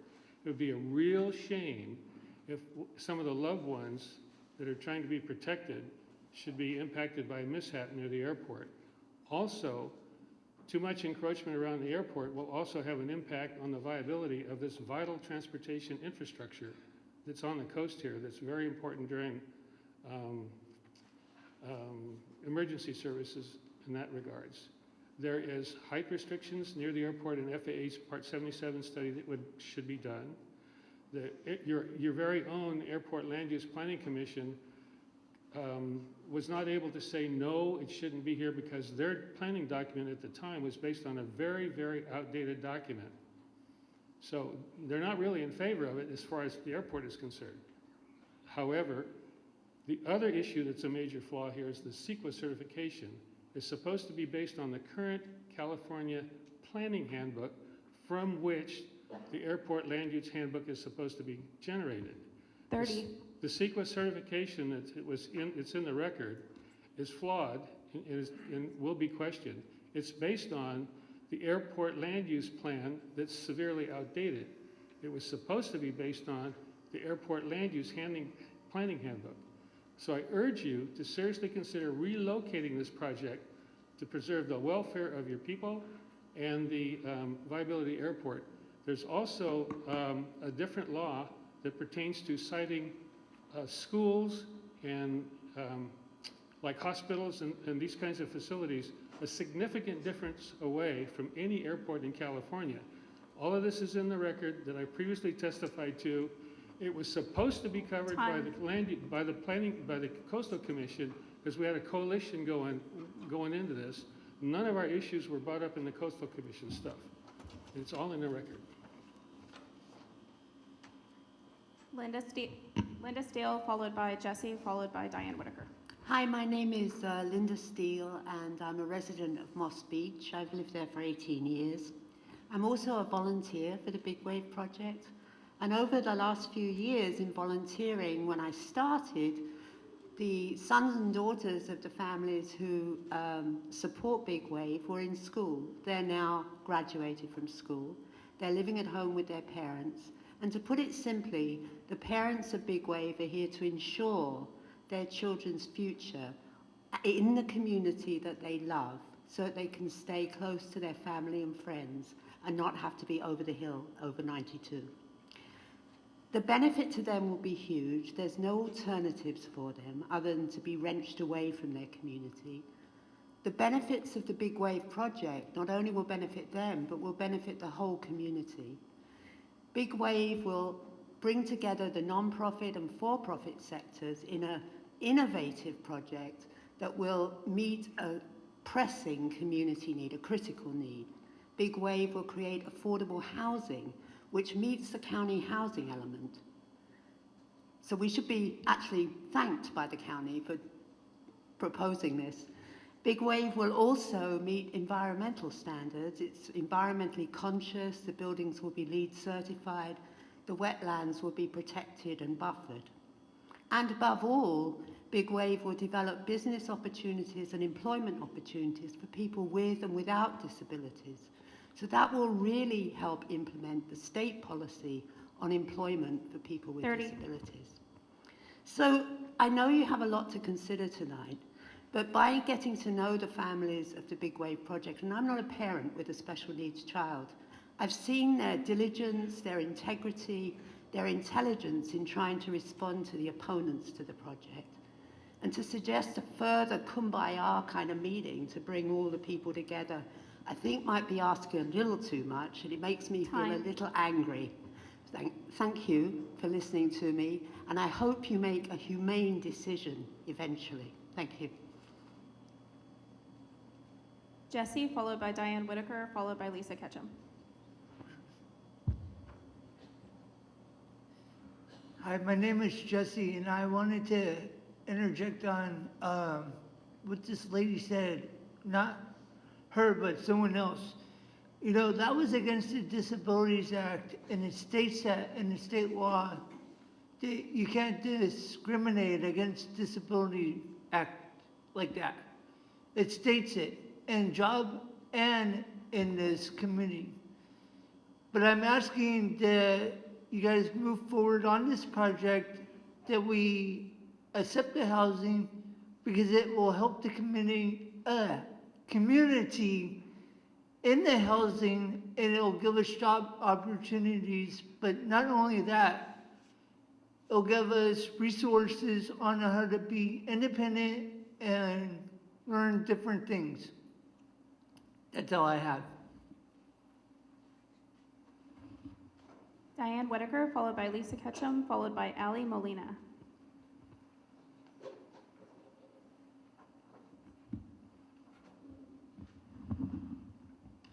Good evening. I'm Diane Whitaker, and I'm one of the 2 architect members on the Co-Site Design Review Committee, and I've been a member since February of 2008. I would first like to thank the San Mateo County Planning Commission for allowing me this opportunity to speak on tonight's agenda item. I would also like to thank the Co-Site Design Review Committee staff, Dennis and Camille, and the many community members who attended our 4 meetings and came out and spoke both for and against passionately. And also my fellow members of the Co-Site Design Review Committee for your time, well, for everyone, for your time and your commitment towards realizing a successful outcome for the proposed Big Wave project. It has not been a quick trip, but a long journey. The Co-Site Design Review Committee has held 4 meetings, including a marathon special meeting for this project, for a total of 17 hours. We have had several challenges along the way. First one being the project scope. In my time on the committee, it's not unusual to have single-family home design review return to us 3 and 4 times. 30. Oh, never going to get through this. Incomplete and nebulous drawings, which the project representative often referred to as sketches. Numerous redesigns of the project. And then finally, the California Permit Streamlining Act. At our final meeting on November 3rd, the committee wrestled with how to proceed. There's 3 of us that vote. 2 motions failed for a lack of a second. The 3rd motion to recommend denial was a split vote, 2-1. Let me be clear, very clear. Everyone wants this project to succeed. But without providing adequate documents for review, this cannot occur. As I see it, you have 2 options before you tonight. 1, uphold the Design Review Committee's recommendation to deny the project, or 2, remand it back to Co-Site Design Review for further work. Thank you. Lisa Ketchum, followed by Ali Molina, followed by Elizabeth Peck. I'm Lisa Ketchum, Chair of the Mid-Coast Community Council. You have the council letter. It was approved unanimously this past Monday. I'd like to make 3 points. The total commercial square footage of the project should at the very least be reduced to the 155,000 square foot level initially proposed in 2006, which met all project goals. The MCC letter includes a link to the documents from the 2006 pre-development workshop, which was left out of the timeline in the staff report. It has the numbers. I'm not going to recite those here. This was the beginning of the moving target. Started at 155, it went way up. Anyway, that would be the minimum, 150 for the commercial. Number 2, the project should go back to design review. I attended the CDRC meetings on Big Wave. They did not recommend consolidating the buildings, which were already out of scale with the neighborhood. The committee was willing to keep working with the applicant on bringing the design within the standards of the Community Design Manual, but the process was forced to end and a decision be made on the inadequate plan before them. And my third point, regarding Mr. Byers' list of litigation, that the Coastal Commission has, that one of those being the Coastal Commission has never approved affordable housing. They would likely have approved the Wellness Center in 2012 if it had not been tied to the office park. Thank you.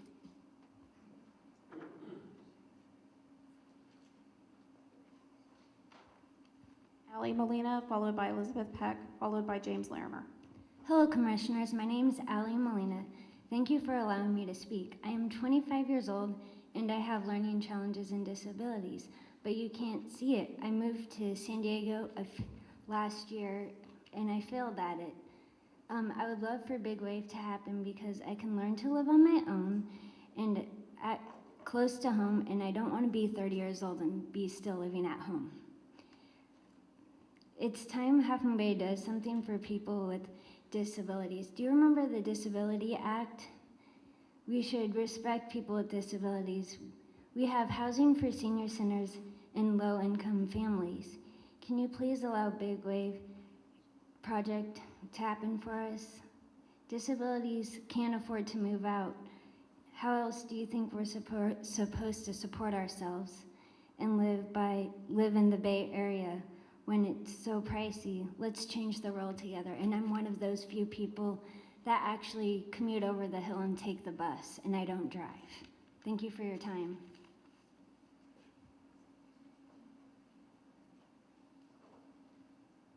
Elizabeth Peck, followed by James Larimer.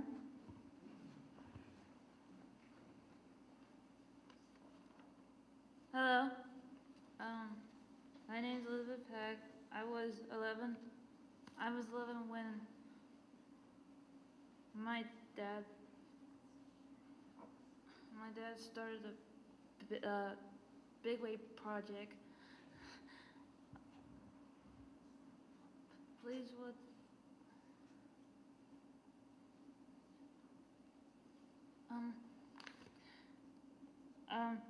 I'm 26 years old now. Please vote yes to the Big Wave, to my future. Done. Thank you.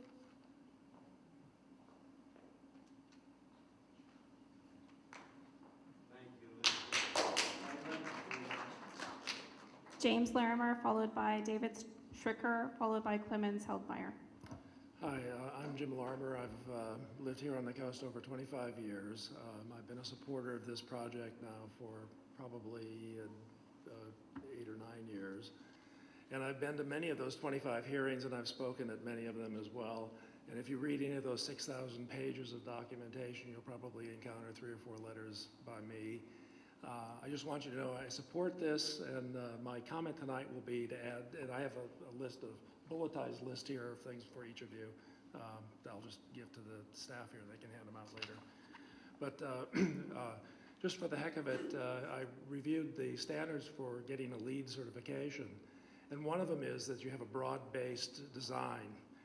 Well, after 25 meetings and almost 10 years now of planning, I guess this project certainly meets that benchmark of the LEED standard.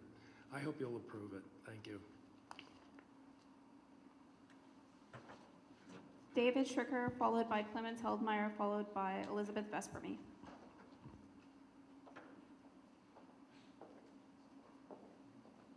Mr. Chairman, members of the Commission, I'm David Schricker. I'm the attorney for Montero Water and Sanitary District.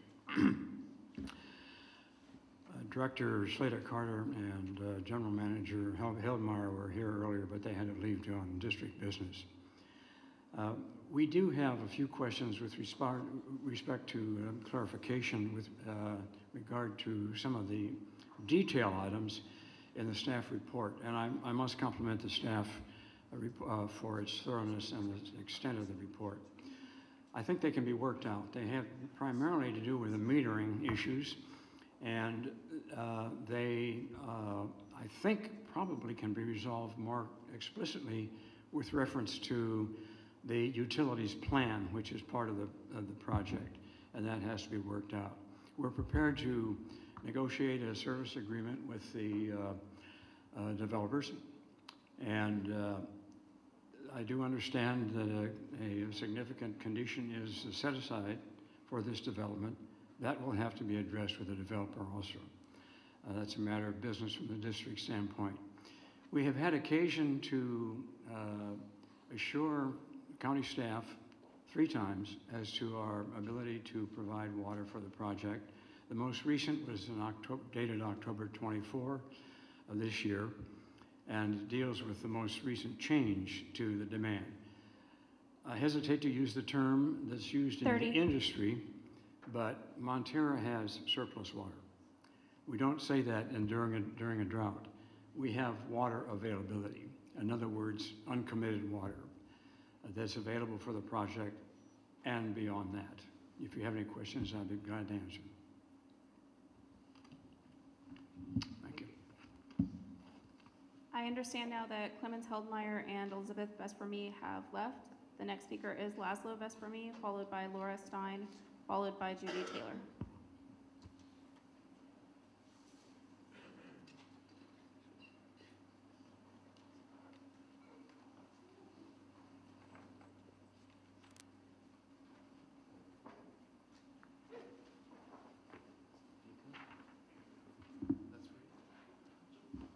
This is the laser? Okay, this is the advanced one.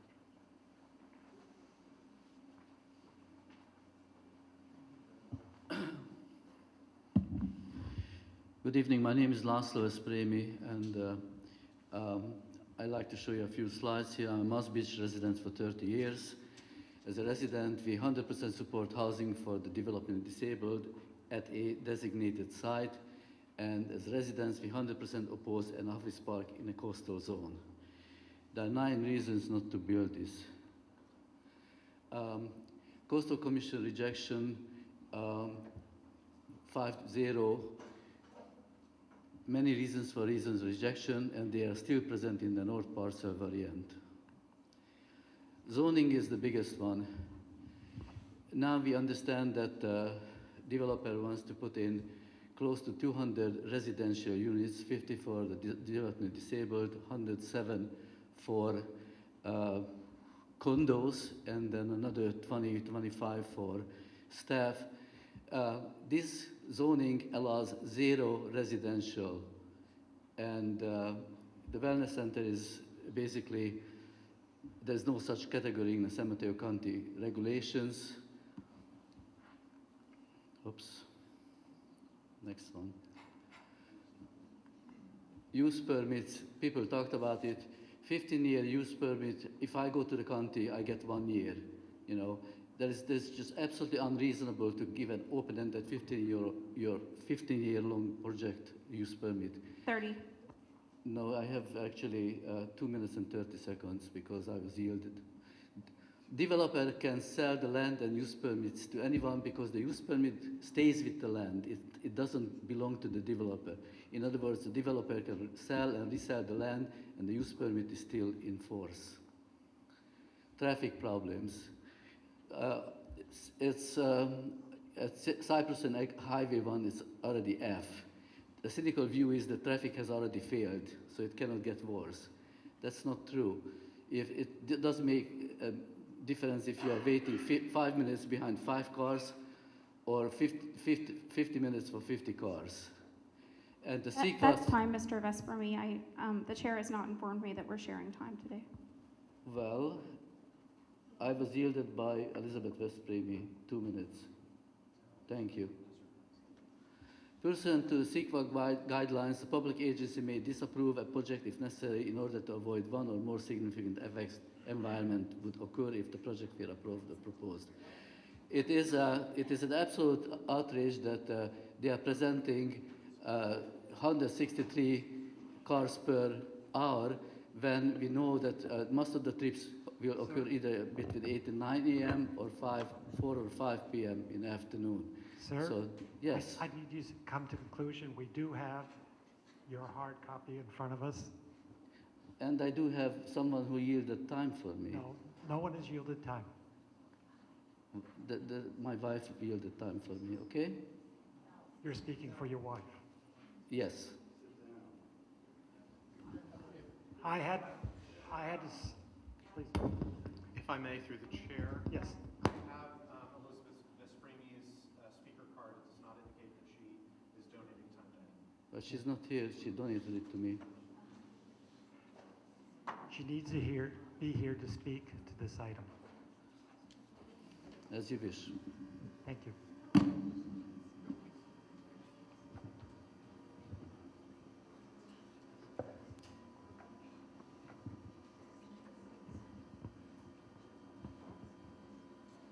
Laura Stein, followed by Judy Taylor, followed by John Yoshimin. Hello, I'm Laura Stein. I'm a member of the Community Council. I have been present at all of the design review meetings. The crux of the issue and the reason we have this problem right now is that, and the reason that the delay is being caused for the applicant is that the applicant failed to present a complete, defined, and detailed proposal appropriate for design review. And that's what's put us in this position today. And it's unclear to me why the application was deemed complete with inappropriate drawings, even for design review. A licensed design professional was never employed, and this is the largest project that has ever been proposed for our coast.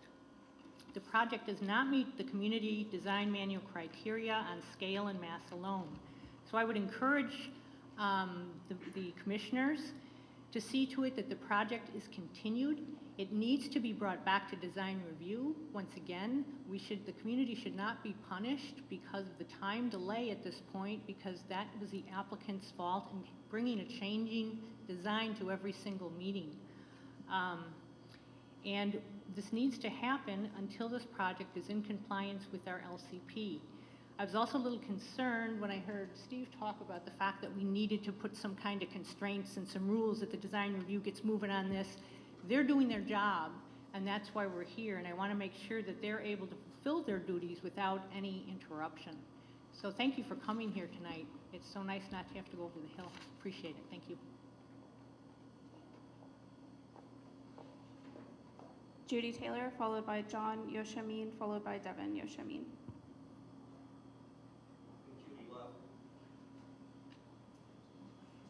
Are John or Devin here?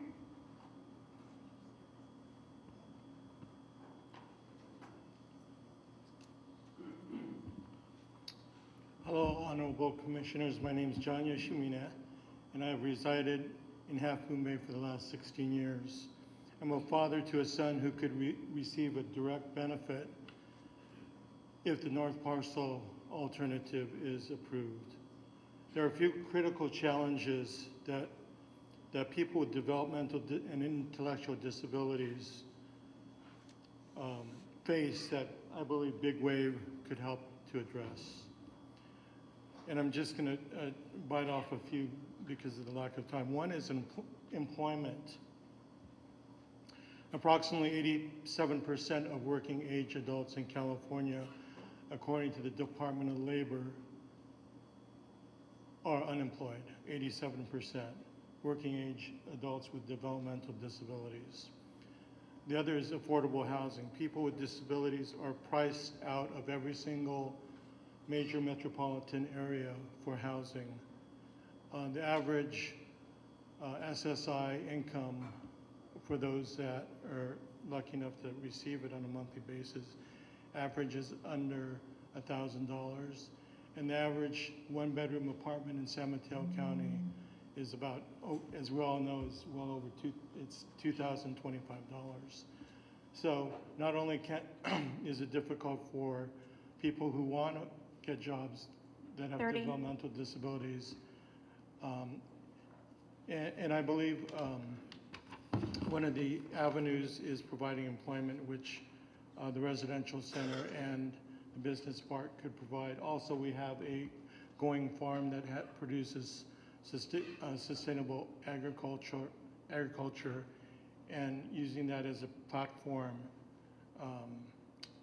for micro businesses owned and operated by the special needs adults. Currently, our farm produces up to can produce enough food to feed 15 people year round. Thank you very much.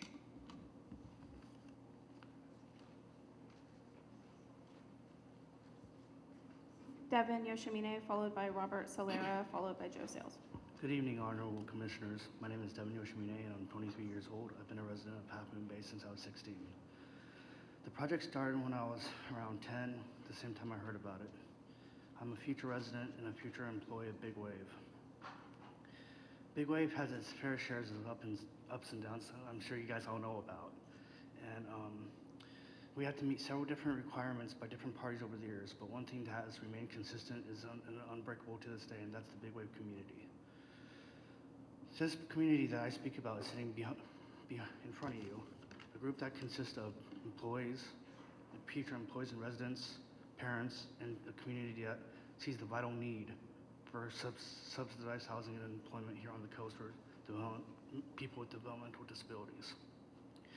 By approving this project, you'll all give me and all my friends here a future where we can thrive, succeed, achieve our dreams, and have us give back to coastside community in which we all grew up in, give back to all the community in which we all grew up and love and care about. Please give us that wonderful opportunity to do so by passing Big Wave tonight. Thank you.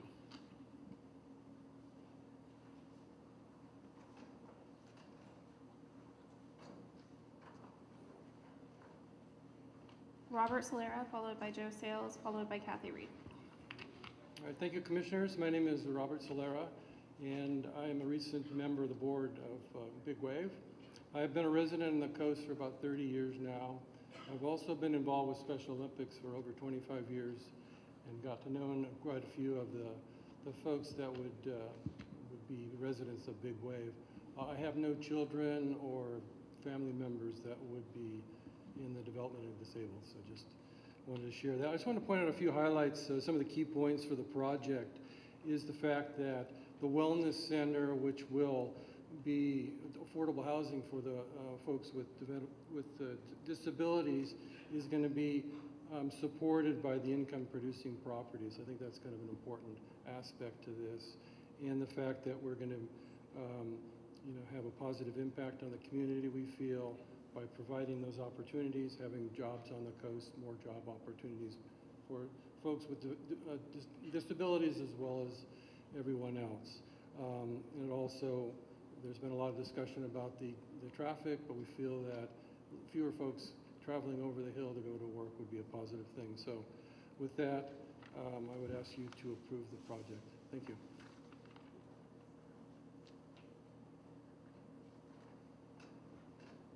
Joe Sales, followed by Kathy Reed, followed by Mary Burzin. My name is Joey Sales, and I'm a resident of Half Moon Bay. I live here all my life. Important for me, the Big Wave to be built, I can see all my friends, and I can water the plants on the farm. It's important that we have a good community support, and I just prayed that day I can break the ground with a golden shovel, raise the roof for you. Please approve the Big Wave project. Thank you.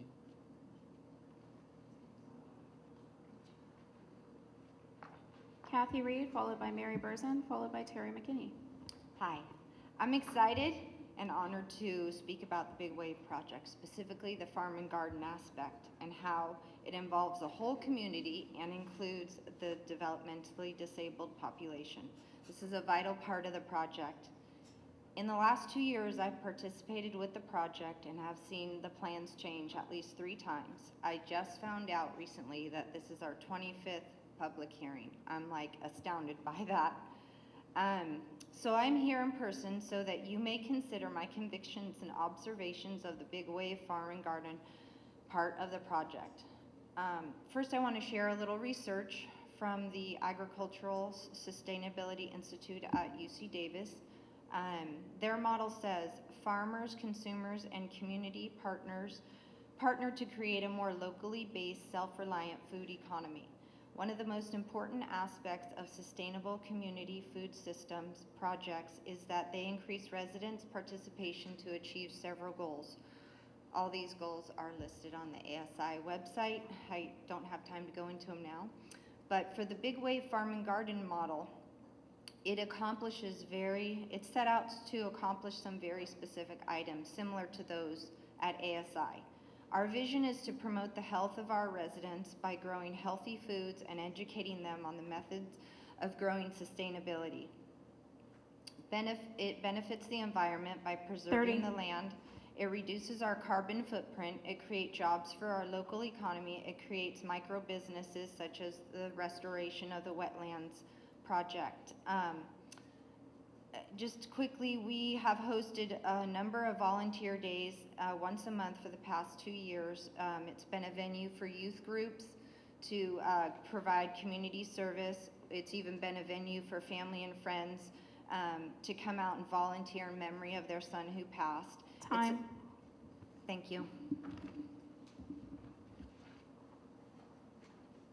Mary Burzin, followed by Terry McKinney, followed by Chris Liang. My name is Mary Burzin. I've been a Big Wave with Big Wave family for about 10 years now, and I'd like to address the topic of employment.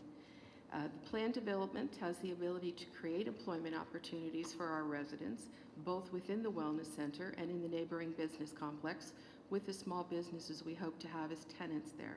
Additionally, they can accomplish this with no increase in traffic congestion that currently affects the coastal communities. They can simply walk across the property to get to their positions. I can see my son playing a role in any laundry activities. I can see my son being of value in dishwashing activities, in any food service or delicatessen that might choose to locate their business there. Other residents may have interest and skills in landscaping, in storage facilities, or in pet grooming maybe. The potential opportunities for the special needs group are unlimited as they develop new abilities over time that perhaps we never thought possible. And the skill sets learned and honed on the Big Wave Farm could translate into other jobs among the farming establishments in the area.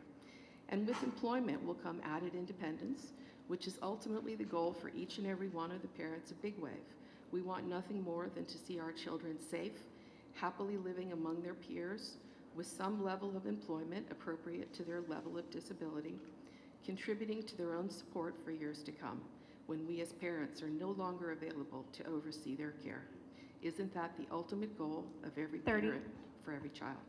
I'd urge you to vote to approve the Big Wave project you have before you. Thank you. Terry McKinney, followed by Chris Liang, followed by Dave Olson. Good evening. My name is Terry McKinney, and I'm a parent of a special needs child. My son's 21 years old. We've been looking for housing for him for over 5 years now. When he turned about 15, I knew it was going to be a difficult task, and it has been.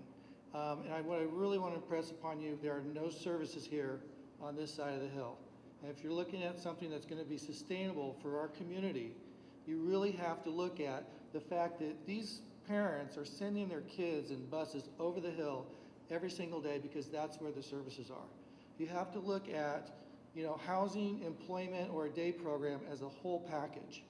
And when you start looking at those facts, if you were on our side and trying to plan from our position, you'd have to look at those things. So as a parent, I've been doing that. I looked at a couple other facilities that are very similar to Big Wave but don't have the business component. $5,000 to $6,000 a month. These guys are going to get $800 for Social Security. Well, how are you going to make that gap? So what we're proposing is to do a kind of a public-private partnership. We're trying to bridge that gap. You guys understand government funding is going away. You understand how it can go up and down, go left and right. Well, how are we supposed to plan for that? So what we're trying to do is create a business park, create another source of income. It's revolutionary. These other facilities that are charging $3,000, $5,000, $6,000 a month, there's no cap on that. If their expenses go up, then those go up. How am I supposed to plan for my son's future? 30. Based on all these numbers? At least I know if we have a business park, we have another source of income, there's a fighting chance that they're going to be successful in the long term. I spent the last 5 years looking for housing. We've been looking for group homes. I've had 3 group home options within the Bay Area. All the other options are in the Central Valley. And 2 of them were in gang areas because the only place they have openings right now are in low-income housing areas. So think about East San Time. Jose. Thank you.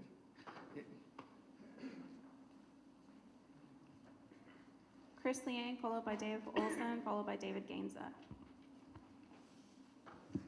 Hi, my name is Chris Lang. I'm the Coastside Design Review Committee representative for Moss Beach, and I've attended a number of the meetings for this project, and I'm very frustrated that the CDRC has been tasked with reviewing this project well before it has been solidified. It is a moving target.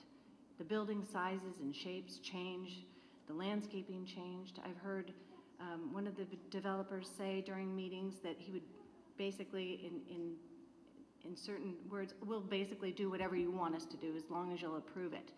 When they make recommendations, sure, we'll do that. How about this? Sure, we'll do that.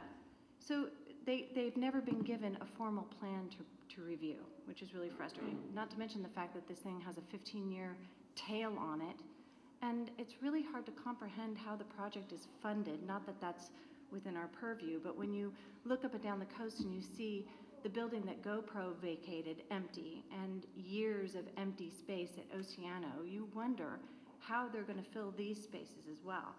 I worry that the project will change after it's gone through all these approvals and become something completely different. 3, 5, 10 years from now, when we're all still living here, I hope you don't move forward with this project. I hope you agree with CDRC. I hope that you at least take some time to do some further research into this project. Thank you.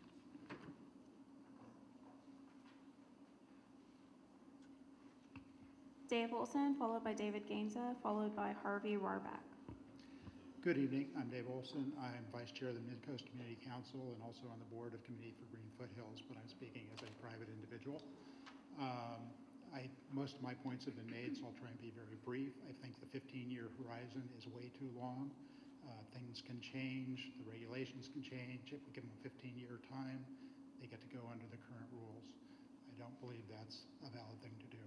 I'm very concerned about the traffic, particularly at Cypress and 1. I've heard many transportation studies and reports. That is already a very difficult intersection. I'm not sure it can actually be improved to handle all these additional trips. But if it is going to be, it needs to be done before the buildings are occupied, not after the problems occur, because then it will take 2, 3, 4 years for construction, and we will be living with those problems for that full length of time. I also am concerned about the location. Even though the residential floors have been moved above the tsunami zone, if there is a major tsunami that comes in, the infrastructure will be damaged. They will not be accessible. There's no medical personnel on site. There's no real way of dealing with that problem if it occurs. So I am opposed to this development as it stands. Thank you.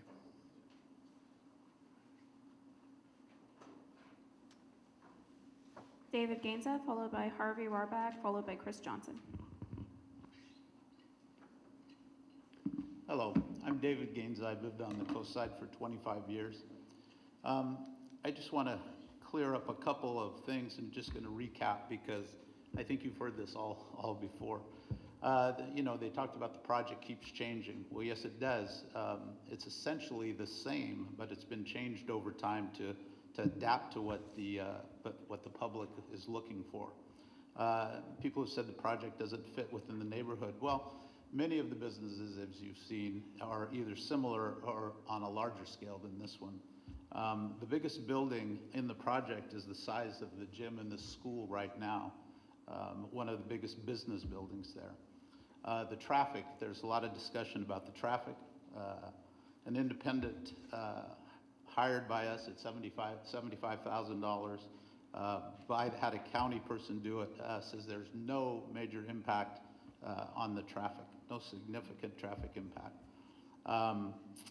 They talked about the water, threatens already overloaded water and sewer system. I think they've talked about that here where it does not. Special needs, the tsunami that was just mentioned again. I think Jeff and Scott both mentioned that it's certainly well above the levels that are necessary. Not zoned for special needs housing. Well, it is zoned. The county determined that the zoning requirements are met and no rezoning is necessary. One comment is it should be someplace else. Well, this land was donated to these people, and this is a perfect spot for this to be there.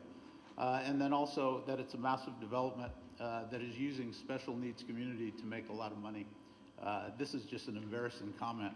I have a 13-year-old daughter who was 13 when this project started. She's now 23 years old. Time. And we ask that you approve this. Thank you.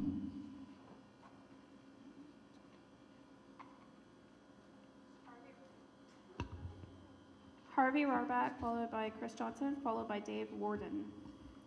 Harvey Rohrback, I'm a director in the Coastside Fire Protection District, but I'm speaking as an individual. When the Coastal Commission unanimously denied the CBP for the 2010 project, Commissioner Blank likened the project to, how do you say it, hostages strapped to the front of a train. That was the idea that if you got something that people would inherently approve of, like developmentally disabled housing, then anything could go. Well, I think as Mary Lorenas just explained to you, that's wrong, okay? We can't warehouse people. It's against the law, and it's just not a sensible way to deal with developmentally disabled people, to put them out in the middle of nowhere. If there's all this enthusiasm, and there should be, to help developmentally disabled people, then we need to put them where the services are, where the food is, where the transit is, where the medical supplies are, and that is Main Street in Half Moon Bay. If we had an effort to try to get that sort of housing available to the developmentally disabled in an area where they really can benefit, that would be the way to go. And then I think this project couldn't really stand on its merits. So I urge you to deny their application. Thank you. Chris Johnson, followed by Dave Warden, followed by Ann Forrester on behalf of Lenny Roberts. Hello, my name is Chris Johnson. I'm a member of the Mid-Coast Community Council. I'm a resident of El Granada, and I'm also a member of the Coastline Design Review Committee. And one of the first things I want to say is, I don't think there's a person in this room or in this community that doesn't want the best for the proposed residents of Big Wave. I don't think there's a person in this room or in this community who would not be proud to have these people living in our community. And we are proud of them. It's not about that. And I think this is evidenced, and I want to specifically speak to the role of the Coastline Design Review Committee. That committee has only been looking at this project for 4 months. I know this has been a long horizon on this project, and it's taken a long time. Coastside Design Review Committee did not review the initial project in 2010. It was triggered by the certification of the LCP in 2012. So this first time CDRC looked at it was July of this year. They've looked at it 4 times, spent over 17 meeting hours alone in addition to their own personal hours. I have been to every one of those meetings and stuck around for every one of those hearings, including the 9-hour marathon all the way to the end. These people, including county staff, have turned themselves inside and out trying to figure out a way to make this project work. But one of the problems, and this was one of the first conditions that the CDRC placed on this project, is that they get a licensed architect to deal with a project of this size and importance. The project applicant has chosen not to do that. 30. And that is one of the reasons why we are dealing with a moving target. The plans that we have been referred to by the project engineer as sketches, those are his own words. The level of detail that we require of a single family residence from a regular individual is much higher than what we have seen here, and that's why this project cannot be approved by CDRC. What I ask is that the Planning Commission not approve it tonight, that they continue this and let the CDRC look at these new plans, which they have never seen before. Time. I also ask specifically Commissioner Ramirez and Community Development Romanowitz that we not be talking about setting a timeline and pushing this through. I realize the process has been long, but CDRC needs to review this and give their proper input. Again, condition 1 is that a licensed architect be on this project. Thank you very much for your time. I appreciate it. Dave Warden, followed by Ann Forrester, followed by Greg Sarab. My name is Dave Warden. I'm a commercial real estate broker, but I have no financial or agency relationship to the Big Wave project. I'm here speaking as a Coastside resident since 1976 and a Coastside business owner since 1977. We have a very severe jobs housing imbalance on the Coastside. According to our Chamber of Commerce, 80 to 85% of our Coastside primary family breadwinners find it necessary to commute over the hill to work. As a result, our highways are jammed and our environment suffers. In order to reduce the number of commute trips, it is essential that we create more job opportunities on the coastside. As a commercial real estate broker on the coast for more than 35 years, I've seen businesses start, grow, and ultimately outgrow the available facilities, having to relocate to the Bayside, not because they wanted to, but because they outgrew the available facilities. When those companies go, local jobs go. Not only the jobs within those businesses, but also the support service jobs. We also have a severe leakage problem as people tend to spend their money where they work rather than necessarily at home. The Big Wave project will enable the expansion of job opportunities on the coast side, keep more local dollars local, and help to alleviate the commute traffic crunch. In the interest of our coastside environment and the economic sustainability and well-being of our community, I urge you to enthusiastically support the Big Wave project. Thanks for your consideration.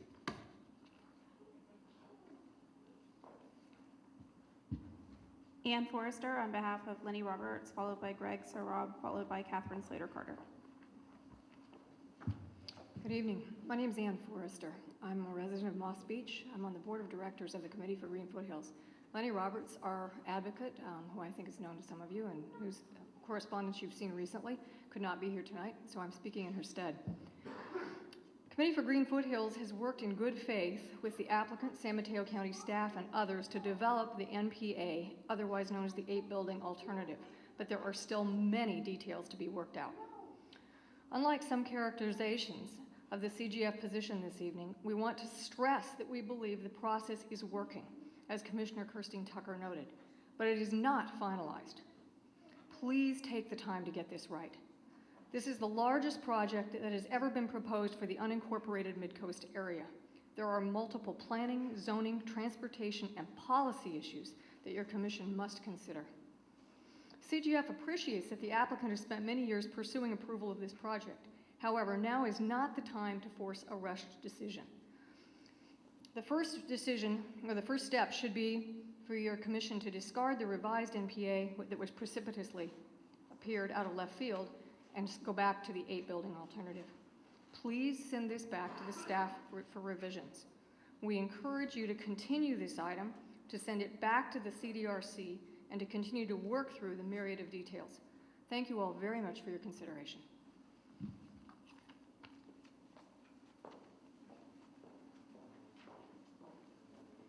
Greg Sarab, followed by Catherine Slater-Carter, followed by Patricia Hansen.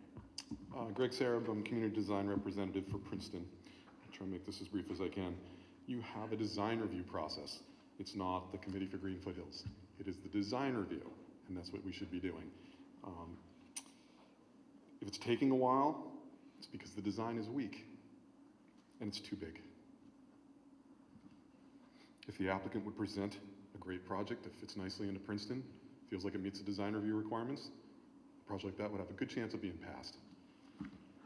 It's the applicant's responsibility to present a final design, and they didn't do it. If it's taking too long, it's because they didn't present a project that could be passed in a timely manner.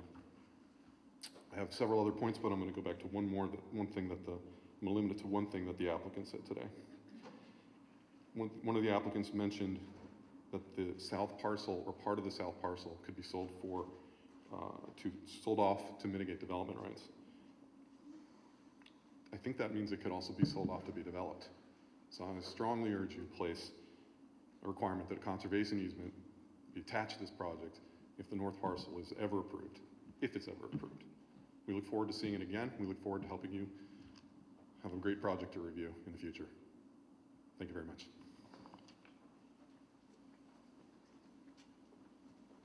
Catherine Slater-Carter, followed by Patricia Hansen, followed by Bill Kehoe.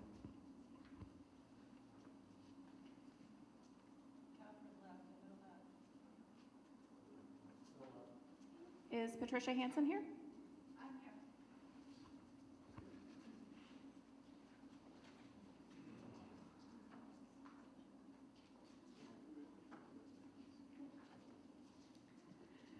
Thank you, everyone, for being here. It's such a big project, and I realize it's emotional as well, especially for me. But one thing I'd like to point out, as well as thanks to everyone, is that this project has been mediated many times and has been approved and has been discussed. And it's fascinating that we're through mediation again when it has been approved. And has been discussed, has been reviewed, and I find it difficult that there are people who don't understand the project when there's been so much display of it presented to you. I'm a parent of a child, like many parents here, that have been working on this project a very long time. And I ask you, do you have any alternatives? Do you? We're trying to support the county, the state, and the community certainly supports this, as you can see. The county needs this. The state needs it. If you would put a feather in your cap and put something on the coast side or anywhere in San Mateo County that would represent your fortitude to give to the underprivileged and the underserved, this is what is here today that's not being served. They can barely speak. Most of them can't. I speak as a parent, urging you to approve this project because there are no alternatives. Parents have given money, time, and acres of land to approve this. We find it fascinating that you have not reviewed enough to understand it. I'm baffled by it, and I just urge and thank you for being here tonight and urge you please to approve the project and let's move on. Thank you. Bill Kehoe, followed by David Vesperme, followed by Patricia Stevenson. Okay, David Vesperme, followed by Patricia Stevenson, followed by Debbie Lesser.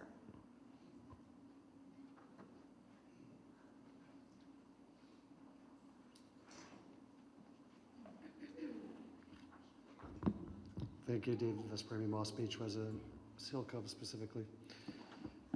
I'm actually glad that I came next after the last speaker because in a strange kind of way, we're on the same page here. I agree, there should be something like this in San Mateo County. And I firmly believe that. I think that we can come around and come together on a project that meets everyone's needs. I just don't think this is the one. This previous speaker had mentioned that there are no alternatives. Actually, I have that in my speaking notes for tonight. If we think about what the $2 million in permits and consultants could have bought, where that money could have been spent in the 10 years, we could have a wellness center that would have been built 10 years ago. In fact, there are 3 designated affordable housing sites available for sale right now on the coast. One above MWSD, that's about 6 acres, I think asking price of $1.5 million, one by Seton Hospital and one in El Granada. 10 years ago, we could have had a wellness center. All of these would have cost less than the $2 million that's been spent on an inappropriate site. Further, I'd like to point out that people don't come to the coast from Foster City, South San Francisco, Redwood City, San Carlos, etc., to visit office parks or manufacturing. We have a precious resource that serves the entire Bay Area, in fact, the entire state, and the entire nation, and that people come here to enjoy that. Trying to graft something on to a finite resource that could be placed anywhere within the county is inappropriate. And even if we're talking about the coast, we could have very easily have put the business park somewhere else other than 30. immediately adjacent to the wellness center. What's frustrating about this process is that we do have an LCP that seeks to maintain, and again, I quote, the coast side is a rural area, and that seeks to preserve coastal land specifically as a coastal resource to be used by everyone, a visitor-serving resource for people to visit, and that's exactly why they come here. So I ask that you take another hard look at this project and realize that while we could have something like this and could have had it 10 years ago, this isn't the one. Thank you very much.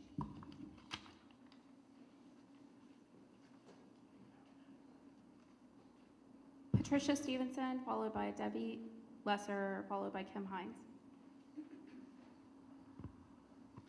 Hi, my name is Patricia Stevenson. A lot of the points I was going to talk about have already been spoken, to you. Having lived at Pillar Ridge, which is right next door to the proposed site, it's not an ideal location. I have 2 adult children that I've raised. It's very isolated. My husband and I often speak about if we'd lived in Half Moon Bay, how our daughter could have had a somewhat normal life, about going to McDonald's and hanging out with her friends, but being so far out in the middle of nowhere and through the, industrial area, I hesitated to let my daughter wander about by herself. The road, Airport Street, is very dangerous to traverse. Public transportation is very little.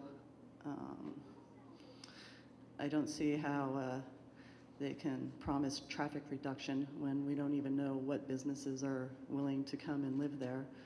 15 years proposed construction deeply concerns me, being right next door. It seems that our voices heard very little, seeing as how we're a trailer park and seem fairly insignificant. We have hundreds of children in the park. I agree that this is a project that would be a great thing were it to be somewhere better located.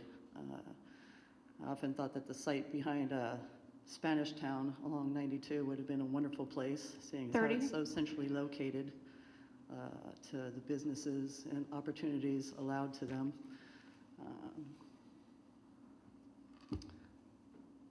I guess that's about it. You've heard just about everything else, so I'm just going to leave you with that it's not a wonderful, it's beautiful, but it's very isolated, and there's no sidewalks. And this proposed sidewalk that I was told that would be built would be attached to the Pillar Ridge sidewalk to Stanford Street, which is the middle of nowhere. So, thank you.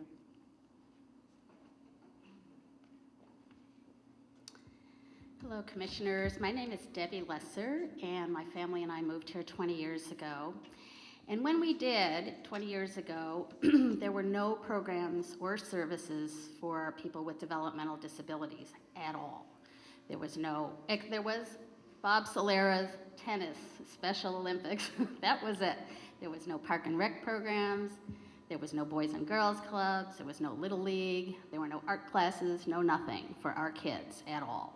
In fact, our Cabrillo Unified School District had exactly 1 special ed class for learning disabled children, 9 of them. The rest of our children were bussed over the hill, day after day, month after month, year after year. My son, from age 5 to 17, went to 11 different county classes in 9 different cities. There was nothing on the coast, and our parents over time banded together and realized if we were going to do something for our kids, we were going to have to do it ourselves, and that's exactly what we've done. We've worked with the coastside community to try to create programs and services and community for our families and children, for our children and our families. As you know, in San Mateo County, it's one of the most affluent counties in the country, and it's also one of the most expensive. And a 1-bedroom unit, according to the San Mateo County Department of Housing website, as of September 2014, was $2,352, which is well beyond the possibility of our children being able to afford. The reality is this: many adult children will end up living with their aging and ill parents who will, eventually die, and then they'll be wrenched away and placed in a group home in some other community away from their families and support systems. So there's 8,000 regional center clients, which are the purview of San Mateo County, and those people will need to be housed. And we ask you to please consider approving this project. It's a much needed project. Thank you. Kim Hines, followed by Gregory Off, followed by Michael Lang. Good evening, Commissioners. My name is Kimberly Hines. I do not have a vested interest in the Big Wave project. I've watched it from afar and feel that they have a good business model, that there is a definite need, and I do understand for the whole community that change is difficult. This project, being on the books for 15 years, this is the first time I've actually sat in a review. I've only heard about it and read about it in the papers.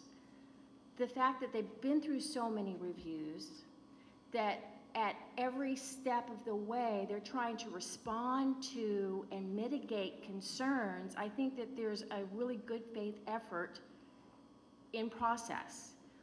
I have not sat through the design reviews, but from what I saw in the original presentation, it looks like the fact that they've broken the buildings apart and that they are meeting environmental concerns, I think that that shows due diligence on the part of this community. And while I have the utmost respect for a licensed architect, I do understand that given the appropriate feedback and design input, that this group has the right skill mix to deliver an appropriate, thoughtful design. I myself went through the design review process and built a house. 2 engineers could do it. And the design review process, you can give the right input. Thank you for supporting the Big Wave project and seeing it move forward. Gregory Off, followed by Michael Lang, followed by Dan Haggerty.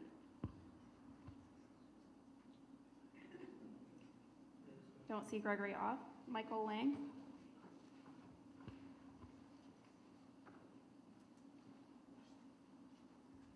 Good evening, Commissioners. My name is Michael Lang. I'll be very quick and succinct. My concern is basically the installation of a light or a turnabout on Cypress Avenue.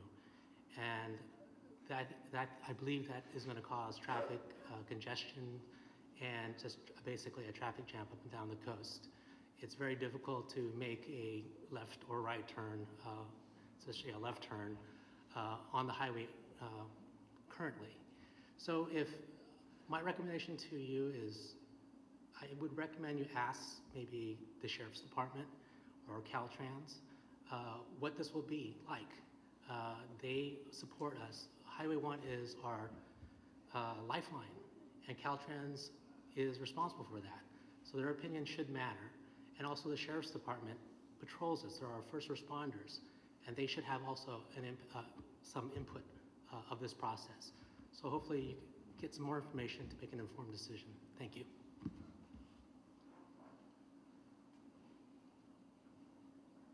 Dan Haggerty, followed by Evan Milburn. Good evening, Chair and Commissioners of the Planning Commission. I would be very happy to see that housing is made available on the coast side for the developmentally challenged community. But it's all about scale and location with this proposed project. Any project on the land we're talking about should match the scale of its neighbors. This will be best for the future of this area with regards to all the residents and visitors. The traffic impacts of a project of this scale are enormous. The opening of Highway 1 tunnels have resulted in enormous real traffic impacts to the Mid-Coast and Half Moon Bay. The scale of this project will unfairly impact not only the existing and future coastside residents, but also the visitors from the Greater Bay Area region and beyond. There has been no accurate addressing of the true to-date traffic impact. The scale of the semi-rural area character of this area should be respected. I believe that a housing community for the developmentally challenged would be better served if it was built closer to an appropriate services area that could provide better living conditions to this community of members. Possibly at Half Moon Bay area where there'd be a much greater amount of services provided. Please do not approve this project, send it back to revisions and to the Design Review Committee. Thank you.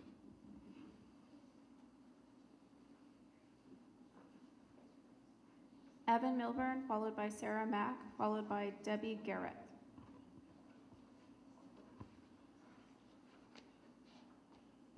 Commissioners, parents, brothers and sisters, welcome. We all want what's best for each other. Parents, you want what's best for your kids, and kids, you want to get away from your parents. Someday. I have Apis syndrome, which means my feet and fingers are stuck together. It's hard. It's not only as hard for intellectually people, but it's also hard for people with physical disabilities as well. I can't button buttons or do belts or tie ties.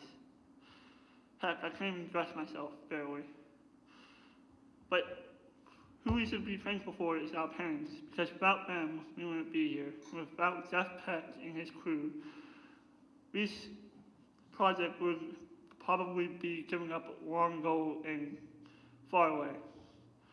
So I beg you, I encourage you, pass these, so that way we, the disability people, can have freedom from our parents, and they can have freedom from us to do what they want. If they give up so much for us, so we should give up something for them. Thank you.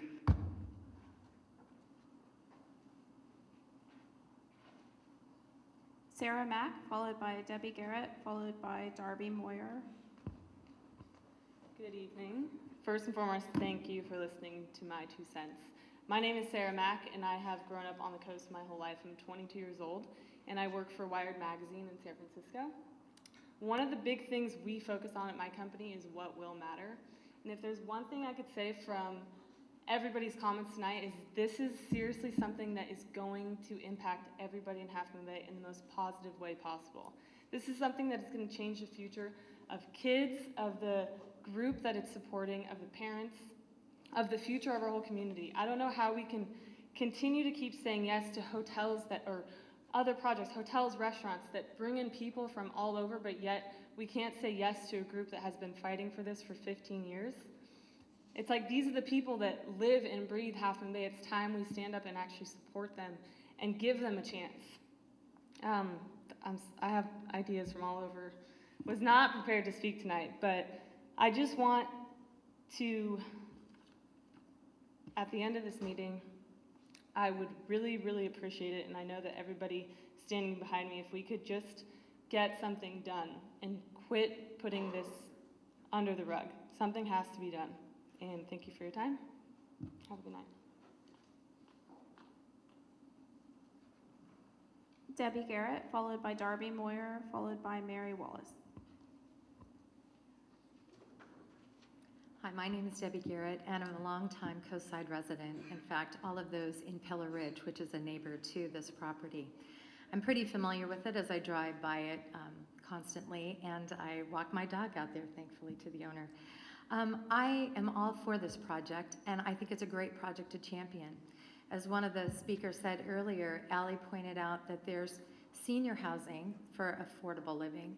There's also other housing of low income over the hill, but here we have something that is positive, it's unique, it's different, and it's really great. I think that having a lot of these stumbling blocks that have come up, I've seen since the project first kind of came into fruition, there have been other commissions and things that have been stacked in. All of a sudden you have to go to a design review. All of a sudden you have to comply with this. What people don't understand is that the man that's working on this project, I worked for actually several years ago. He was a director of public works and very well understands CEQA and working on wetlands projects. He's a great asset to this project, and I think that's underestimated. He will do, as I heard somebody say earlier, he said, we'll do whatever you want. He will. He will make sure that this is a great project. He has a vested interest, not only because his daughter would be a recipient of this living situation, but he is also a great environmentalist. So I urge you to listen to what he's saying, to pass it, to move it forward, because this is a really great project. I know many of the people that will be residents, and I look forward to being partnering with them, going out and helping. They are talking about having an organic garden. I think it's great. They can sustain themselves. Traffic, you know what? I've been here long enough to see the Ritz-Carlton be built. There was no Safeway when I first was here. Half of the Strathflyer Shopping Center was not here. The Oceana was not here. Alsace-Lorraine houses were not here. I've seen great impact of traffic over the years, and with stoplights each time added in. It's just what it is. We all know that traffic is impacted over here, and it just is what it is. So I urge you to champion this project. It's great.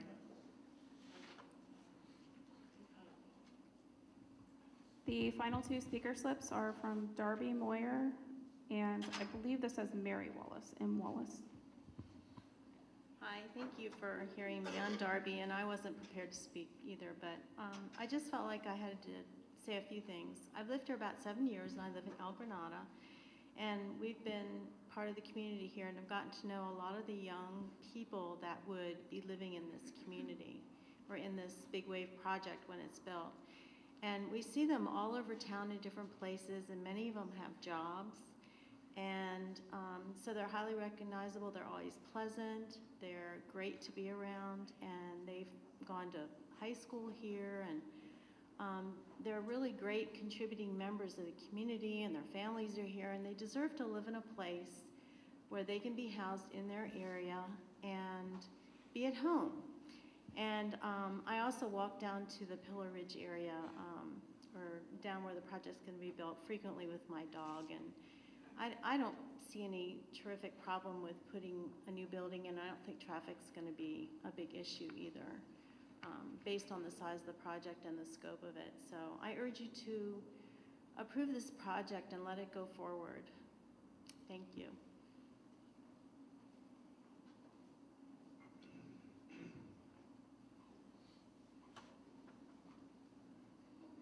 My name is Mary Ann Wallace, and I'm here to speak as a private citizen. I've lived on the coast side for 37 years, and I've had the privilege of knowing many people who have worked on the big wave for the last 20 years. And I can only say that I have great faith in their ability to be honorable and to follow through with a wonderful project. Being that I live in El Granada, I think I can speak to the traffic issue. The one thing that has not been mentioned is that there's two roads that parallel the airport road and Highway 1, which definitely has an impact in lessening the traffic situation. The other thing that I can speak to is a few speakers have talked about the availability and the better opportunity of having a project in Main Street. This is ludicrous. There's not land available in Half Moon Bay. It's taken 15 years to put this project together. To think that there's another possibility is magical. It's a magic that doesn't exist. I urge you to please move this project forward. Thank you very much.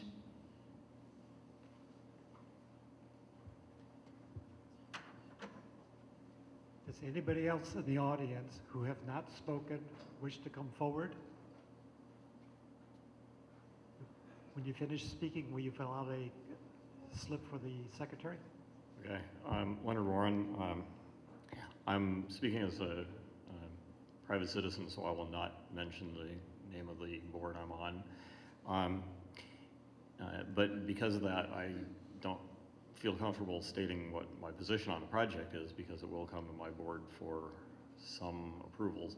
So the one thing that I would ask is, if you approve this, and I'm underlining the if you approve this, please put a condition of approval on it that removes authority for the planning director to approve minor changes, because we see that projects like this keep getting major redesigns at the last minute after approvals, and so I would respectfully urge you to include a condition of approval that says that all changes to the exterior, no matter how minor they might appear, have to come back to the Planning Commission and Design Review. Thank you. Where do I get the speaker slip? Anybody else would like to come forward? Okay, seeing none, I'll take a motion to close the public portion. Second. All those in favor say aye. Aye. Passes 5-0. Mr. Bonowitz, there were some questions raised in public comment. Would you like to address them?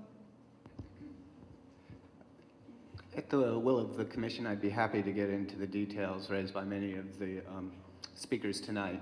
But I think more importantly, I'd like to frame the deliberations that this commission needs to undertake in order to develop a clear path forward. On one hand, we have an applicant and a group of supporters who would like an approval as soon as possible. On the other hand, we've heard many members of the public and members of the Design Review Committee that would like this to go back through a full review by the Design Review Committee, including preparation of plans by a licensed architect.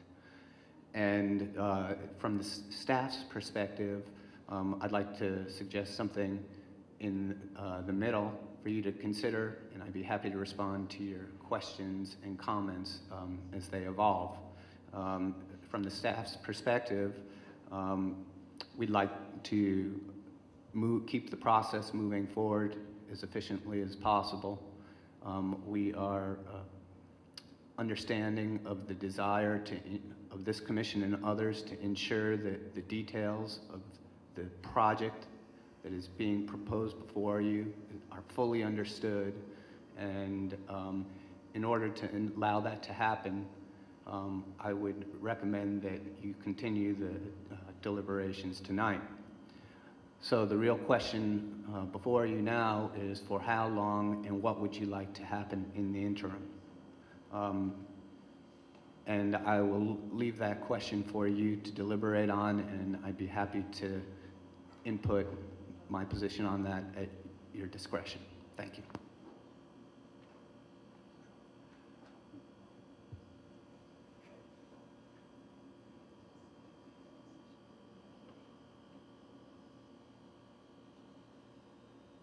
Before we get also the details what you've requested, there were also questions that was brought up with the audience I would also like you to address.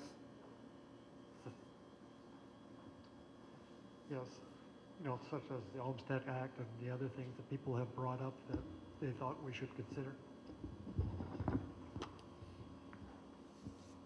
I do not have the knowledge or ability to respond to questions about the Olmstead Act, so that is something that I would be happy to report back to you at the next hearing.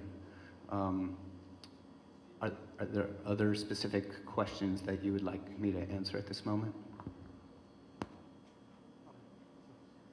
I was having a side conversation.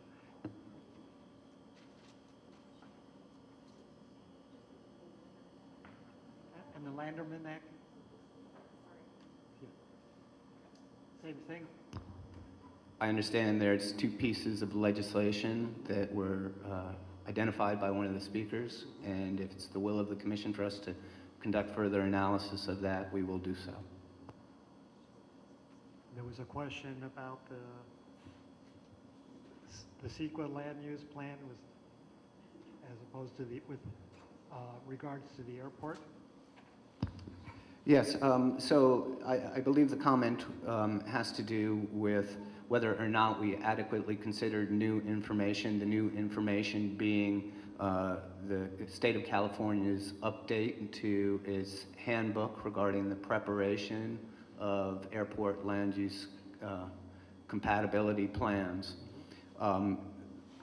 Our analysis of the revised project has included an assessment of the new airport regulations and the guidance that have been provided by the state. And our analysis has determined that the new guidelines issued by the state do not present any new significant impacts for the project that would require recirculation of an EIR or preparation of a supplemental or subsequent EIR. We believe those issues have been adequately addressed by the addendum. Any other question? Did you want to follow up, make sure we have clarity on it?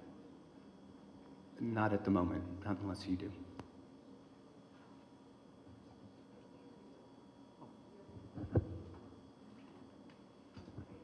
I think there was reference in the beginning, and I can't remember, it may have been in your initial presentation regarding there were some service providers who had concerns regarding some of the conditions of approval, but you felt as though those could be addressed? Yes, that's correct. From what I've heard from Montero Water and Sanitary District, they feel the need for us to discuss with them and with the applicant the need to reserve the water supply over the lifetime of the project, if you will. How the applicant can go about ensuring that the supply that has been promised to the project will remain available during the years of its construction. The method by which we reserve that capacity for the project is an issue that the district would like to further dialogue with us about.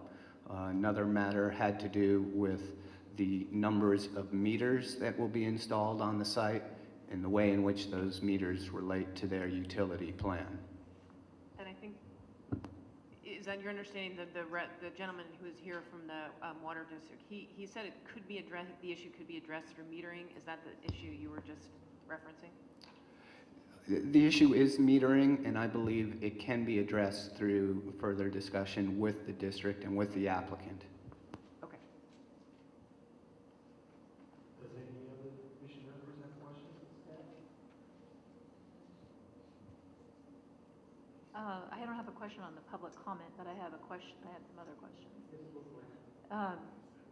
So can you please tell us what the vesting tentative map mandates? So in other words, if and when we approve a vesting tentative map, we are approving essentially that footprint. We are approving that set of buildings as they are drawn on that map. Is that correct? Or is there wiggle room there?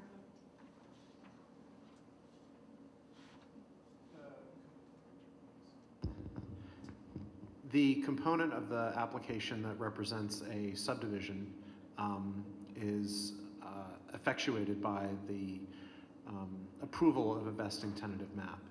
The configuration of buildings is, even if depicted on the map, not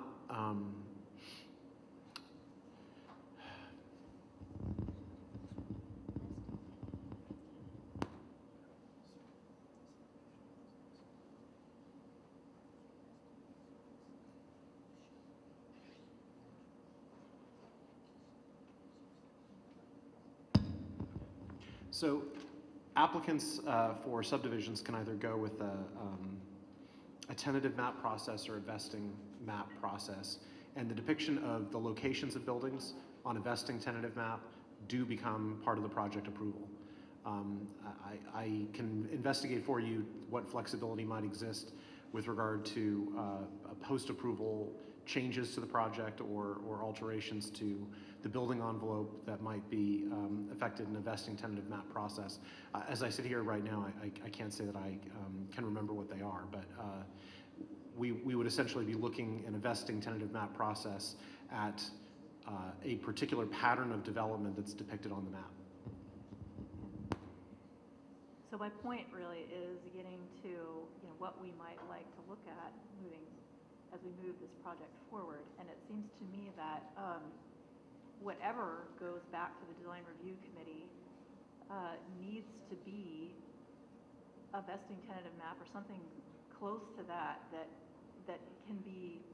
we can then act on. In other words, I want something specific go to the COSI design review committee that then isn't going to change, isn't going to morph. So it feels, so I'm wondering, is that a vesting tentative map or what? How do we get there?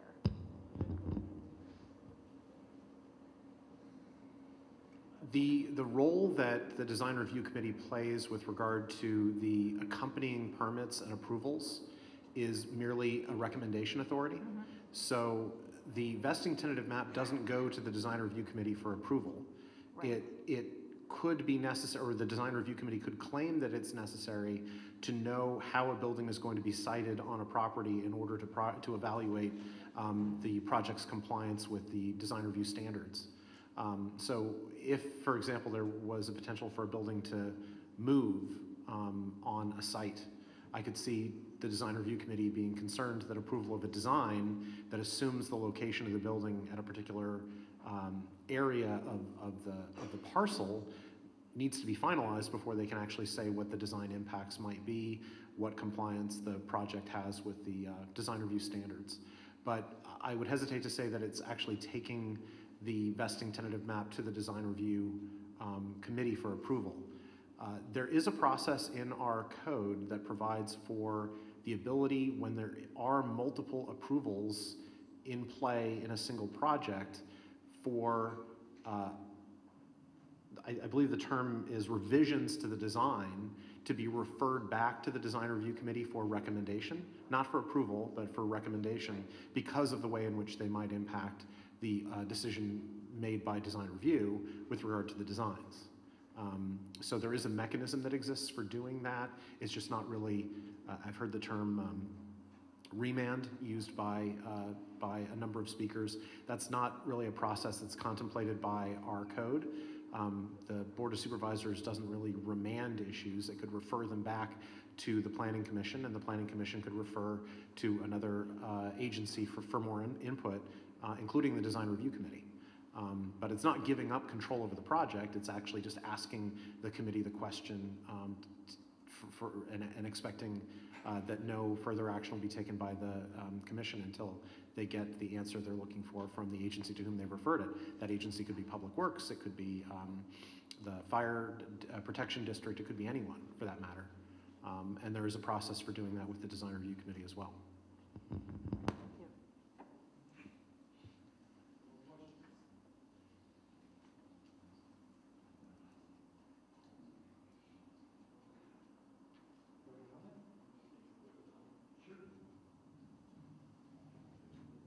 I'll get back to my original thought prior to all that, because I would like to see an updated staff report that alludes to the latest design, so we can get our arms around it and deal with it.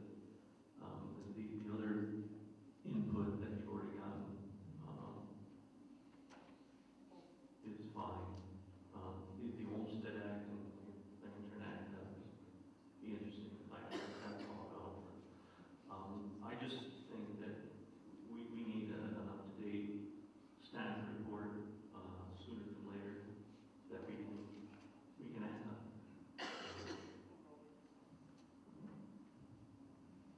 So I'd like to break this down into little small things for a moment and make sure what we don't need to act on, what we have agreement with, and what we need to work on. So what set this thing off originally was there enough adequate water, wastewater supply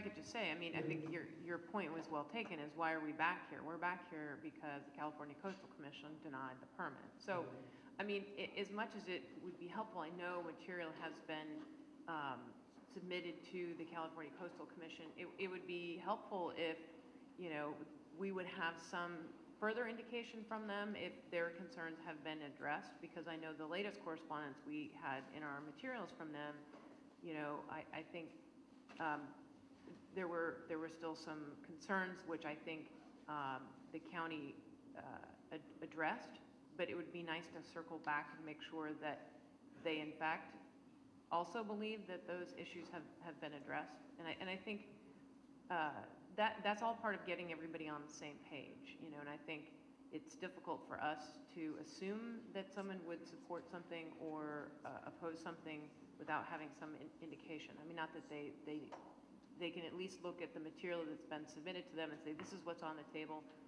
From what we understand, this addresses the concerns that we had. That would make it a lot easier for us to make a decision. Well, but they did submit a letter. They did submit information about things that they were still concerned with. So I think, you know, that's helpful. They're you know, I mean, they're not going to give us a vote, but whatever information they can provide, I think would be helpful.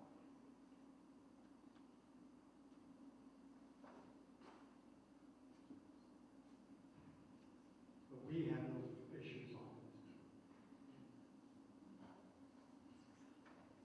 For this project, do we have any issues on those things that we need to correct before we do anything else? If I understand your question, do we as the Planning Commission need further action? I don't believe that we do. I think what I'm saying that would be helpful was the California Coastal Commission has identified some issues. County staff says, here's what we've done to address them. That's where we're left. Well, okay, it would be helpful to have some idea of, you know, presenting that information back to the California Coastal Commission saying, what do you think about this? So further action by the county, other than that, I don't think we need anything. But I'm also asking, given what the project is, how many gallons per day they need, and the responses we got back from everybody, are you satisfied that there's available water? Are we satisfied with sewage we take on our, just on our, for us on this project?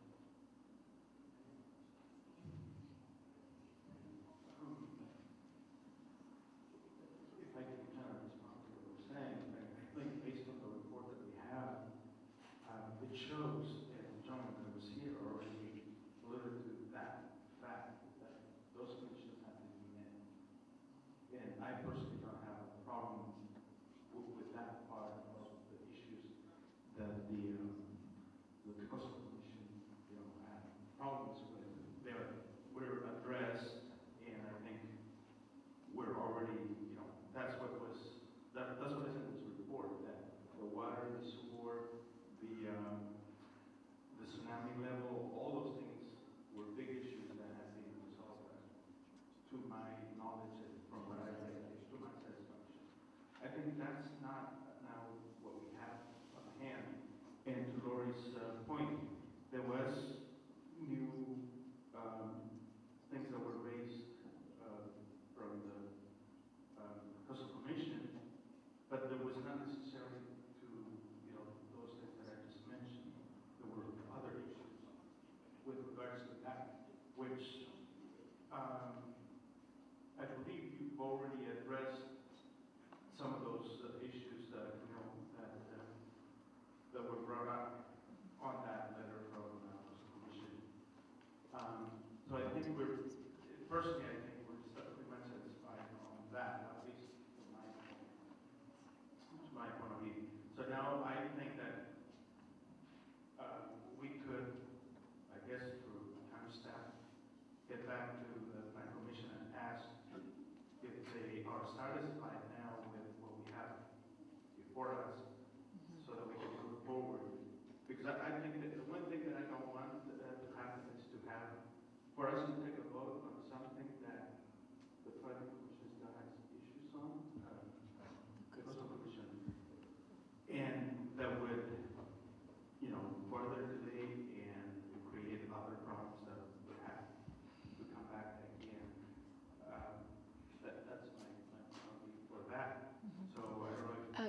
going forward from this meeting, staff plans to do a referral of the 8-building option to the Coastal Commission. They should at that time address or express any comments regarding the design changes, as well as our the adequacy of our response to their comment letter in the final addendum. Right, and I just echo what Commissioner Ramirez just said, is at the end, we want, if we're gonna approve something, we don't want something that's gonna be appealed again. You know, I mean, I think that, so whatever information or legwork we need to do in advance, because, you know, clearly I wasn't on the Planning Commission then, but clearly the Planning Commission at the time thought that the 2010 project was fine. The Coastal Commission disagreed with that. So we just don't want to be in that position again. If we approve something, to have it just be reversed again or denied again. So I think that with regards to the CCRT, I think that we need to ask for the recommendation.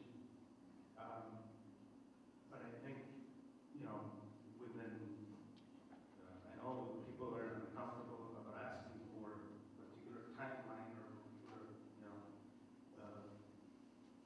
set time that we can, that they should get back with their recommendation to us. I think that's important so that we can have, it's not that we don't, you know, that we don't want to respect their, you know, what they have to do. So we do, and that's why we should ask for their recommendation. But I think that it has gone, the reason that we say that it goes around and around is because we started with the 8 buildings, and then, you know, as they went through the revision to review these things, went back to 3 buildings, and they got big, and now they want to break it up again. I think everybody that is kind of in a position to this thing kind of has to get together and figure out what they want, and, you know, to finalize those details so we can have something before ourselves to vote on. You know, I understand what you're saying, but also we have due diligence this from the fact, having the features. I think everything I've read here does. Okay, if I could just say, I think we do have some questions on the table, and they're considerable questions. And they have to do with the scale of this, they have to do with. Yeah, I want to take these off, because I think these are the questions. Well, could you tell me what exactly are these? What are these that we're talking about right now? So, I'm sorry, I'm a little unclear. Things that came back, was considered again, On the original project. original thing. Right. You know, we have to do our own due diligence and say, we are now happy with it. Are you happy with it? We need to know. But we still have a level of due diligence that we do. And I don't think those are the issues that concern us. I think they have been, they may have been mine the first thing, but 4 of us were not there.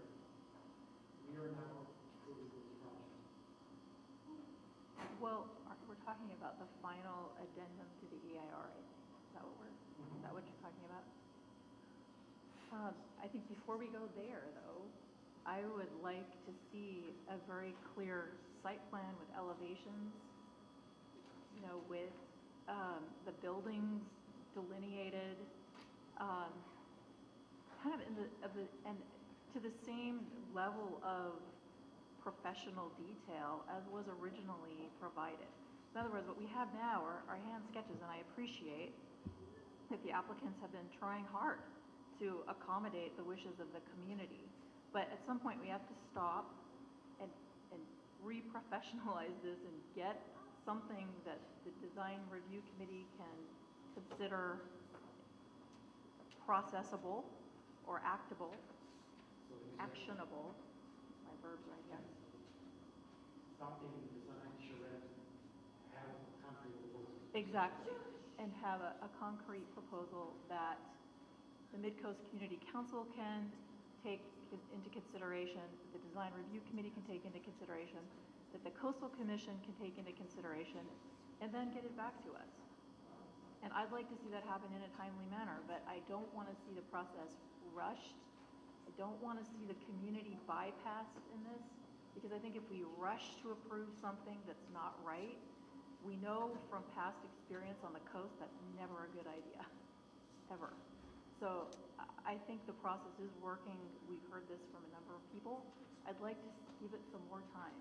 I'd like to give the people who've been working so hard on it what they need to do their job. So do you also give direction? We've heard a lot of testimony about size. Are we in the ballpark? Are we talking about 3 buildings? We're talking 5 buildings, 8 buildings? I'm comfortable with the 8-building alternative. That it seems to me this is the last iteration, and I think that's called now Big Wave 8 or the CGF proposal. I haven't seen it, so you have to help me. Please, if you're going to speak. Sure, please. Yeah.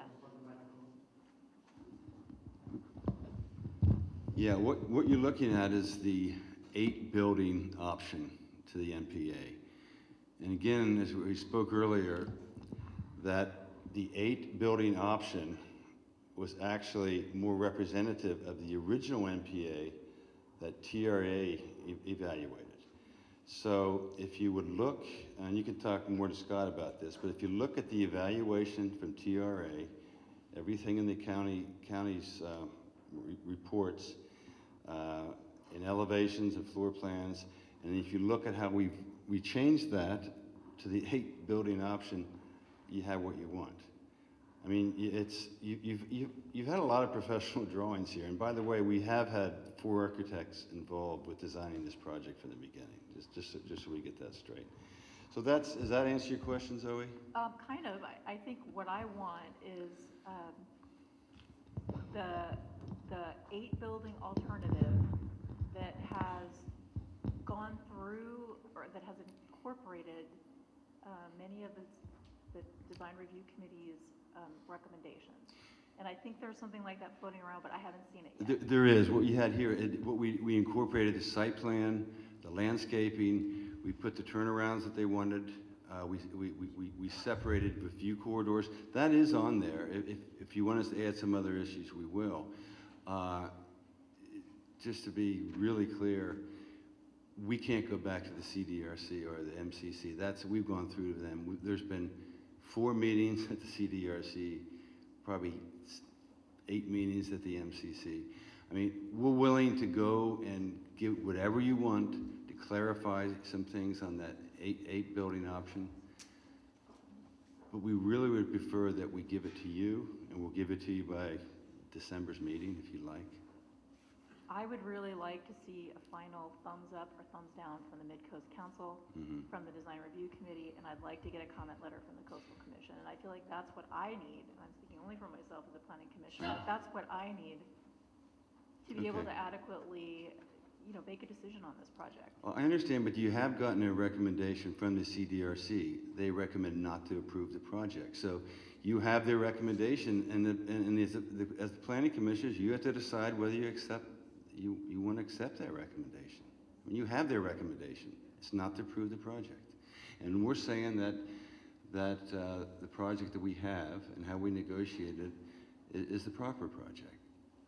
And it's not going to change because, Zoe, it's not going to change because they're going to continue not to recommend the project. They don't want this project, or they want it a lot smaller. And that's just the reality of it. So why don't we just we would prefer if you just deal with their recommendation now, which is not to approve it, and tell us what you want to do. I sense your frustration. I do. But what I also have heard from the Design Review Committee is that their process was somehow tainted by the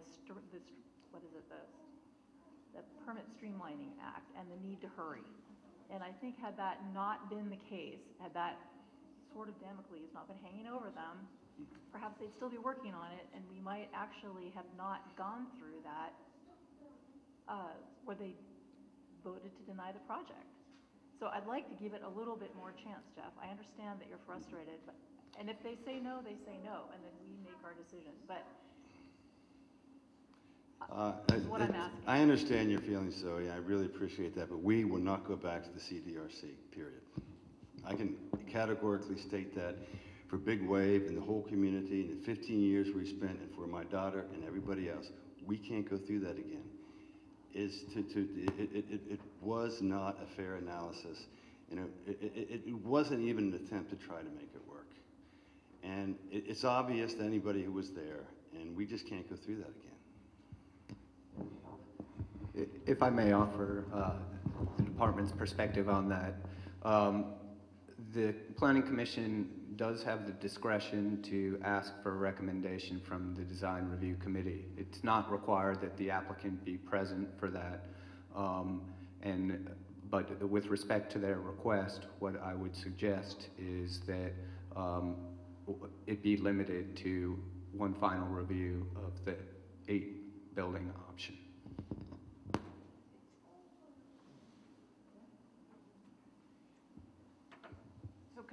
Can I just ask a point of clarification on that? What you're saying is just submit to them what we've seen through the Design Review Committee, what we've seen tonight, and they, the applicant need not be there, need not, back and forth answer, would you change this, would you change that? You just submit it to them and give the Design Review Committee a chance to say they would approve it, not approve it with these recommendations or these conditions, and then that's it.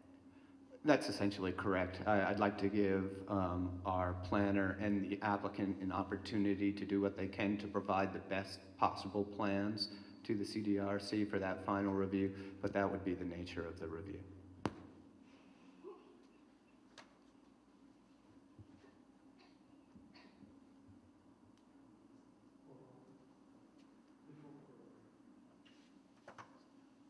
Would you like all the plans you've seen, so they go in the direction you're looking for? Is the scale right? In your mind? I mean, in my mind, I think it fits the neighborhood of the scale. I think the height is significantly low enough that, I know, I put the consensus, I mean, they're not giving me time, days, because I have lots of time, but I consensus tours. And I don't see that. I don't see it being insensibly high. I don't see, in my mind, when I went down Hunter Street, one airport, I mean, all those streets, would it have blocked the view that, or is it like I'm going down one and there's all these bushes here, I can't see it, and suddenly it opens up and I see this beautiful harbor, but when I can't drive it real quick, and I noticed I couldn't do that. As it was a passenger, maybe I could, but I took all those considerations in, and to me, if we do the landscaping, we step buildings up, that's going in the direction I was looking for. I'm not, I thought they came down in height, I looked at the buildings that was far other side of the trailer park, the buildings that already exist in Princeton, I didn't see them out of scale. Usually when you broke it up into 8 buildings. And I don't know if anybody else went around it. We're going to have a shot at this. They're having to have a shot at it. I'd like to know what direction they need to get from us to what we're looking for.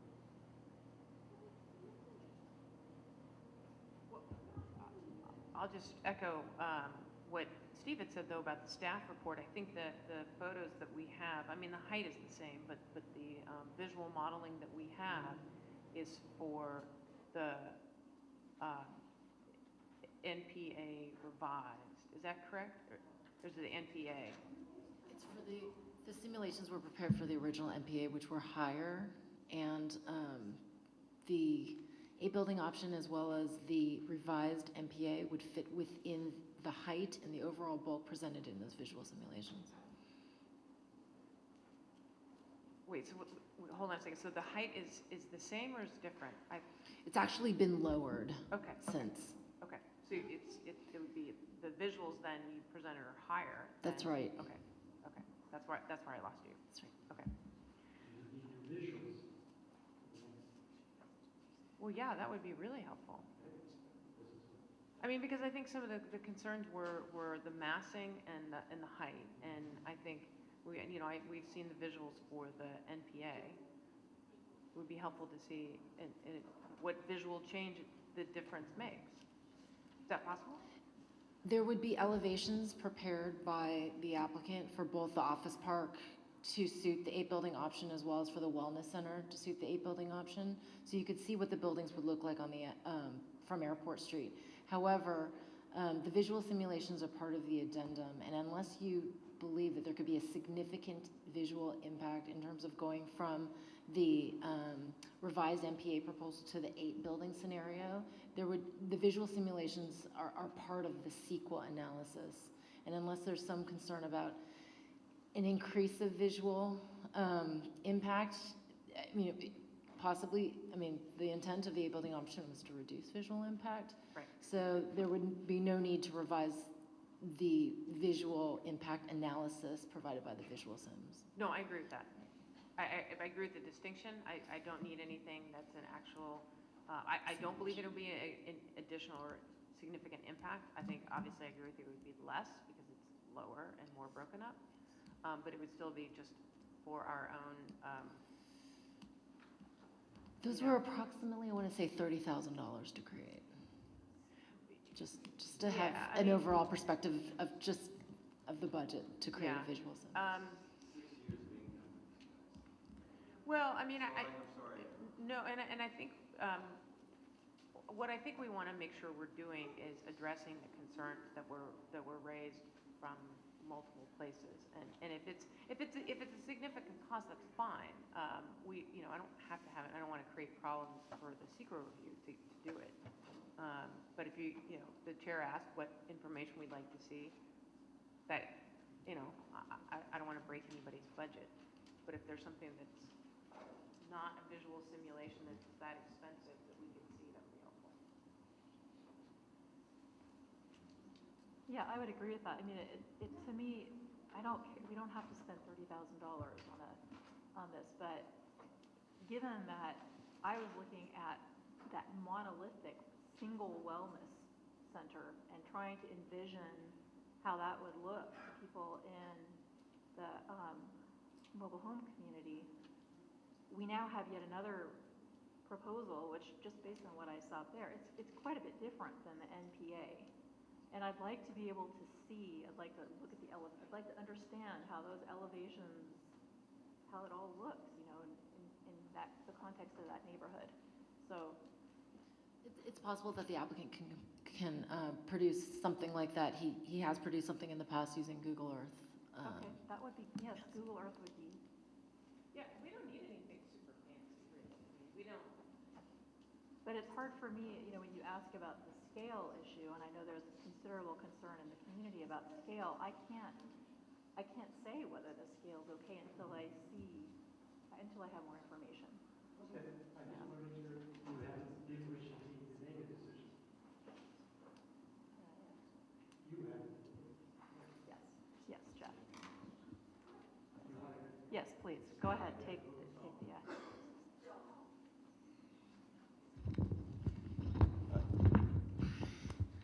Okay, now now we're reasonable people dealing reasonably. $30,000 or $40,000 would have been a disaster. As I said, that's 6 years of income for our residents. That's tough. But if we can have a hearing in December, we will put together an explanation and take the available information we have. Scott and I will do that. And show you how, and go through how it works with a PowerPoint. I think you'll see what's there. You see what the scale was before, and the massing of the buildings really isn't that much different than it is. If that would work, we'd be willing to do that. Wouldn't we, Scott? Sure. I need to listen to you a little bit better. I was thinking about that. So, that's good, so we can give a reasonable explanation, but all we ask for is if, we'll go through this, and that, we have engineers and we we do have designers and architects involved. We do everything we can, but you have to understand that it's not going to meet certain standards of perfection, okay? And is there anything else you want us to look with? And we have some conditions we want to go over with the county. We'll have that ready for you. Is there anything else you want us to work on for that meeting in December? I'm just getting ready. Oh. Well, I'll segue in. I don't know if it's an advantage or a disadvantage at this point, but I voted approval on the original project. The Board of Supervisors unanimously voted for it. And at that point in time, we've been living with this for quite a while, and I made comments on the record then. I said, look, we need to move this. Either let's vote it down, let him appeal to the board, or let's approve it and let someone else appeal it to the board. But we gotta move it forward, and it sounds like we're getting there, maybe not as fast as other people would like, but we've got a scaled down version on something I approved 4 or 5 years ago, so I can't imagine where I'm gonna have some issues with all the things that they've done to accommodate way too many bodies. Coastal Commission, the Greenfoot bill, it goes on, and I think it's in our lap to do something to this. You know, if I could I just have to say, it is one of the challenges of choosing to locate a project of this size in the coastal zone. It just is. There are layers of regulations that are there for a purpose. And they're a purpose that I believe in, and I don't want to see us shortchange the local coastal program or, you know, any of the other layers of regulation that have been there to protect the coastal resources that are important to many people in this country. And I have to say, this is, of course, a very emotional issue. I mean, I have kids too. I have a daughter who's 23. I understand the desire to have your child live independently and all that. So it's really interesting to have a project like this where you're, you know, these are visceral issues to all of us. We're trying to get it right. And I know it's taking a little longer than you might expect or might want, but I would hope for a bit more indulgence. I think we're working hard here. We appreciate that. So I know that you weren't on the committee last time it was approved. So here's where I am. I see most of the project covering the things that need to be covered.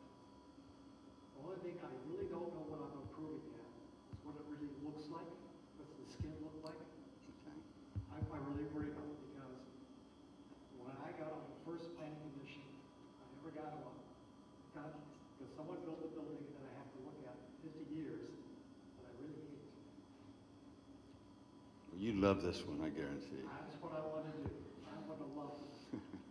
I believe the occupants of the building should be proud to be in this building and love it. I want to say. So okay, that's good. So I'm trying to figure out what we can get to you in December. So we have the colors, we have the facade, we have the articulation of the roof lines and the fascia and the eaves and all this. Is there any particular thing in that representation, that articulation that we've already given you that you would like to see more information on?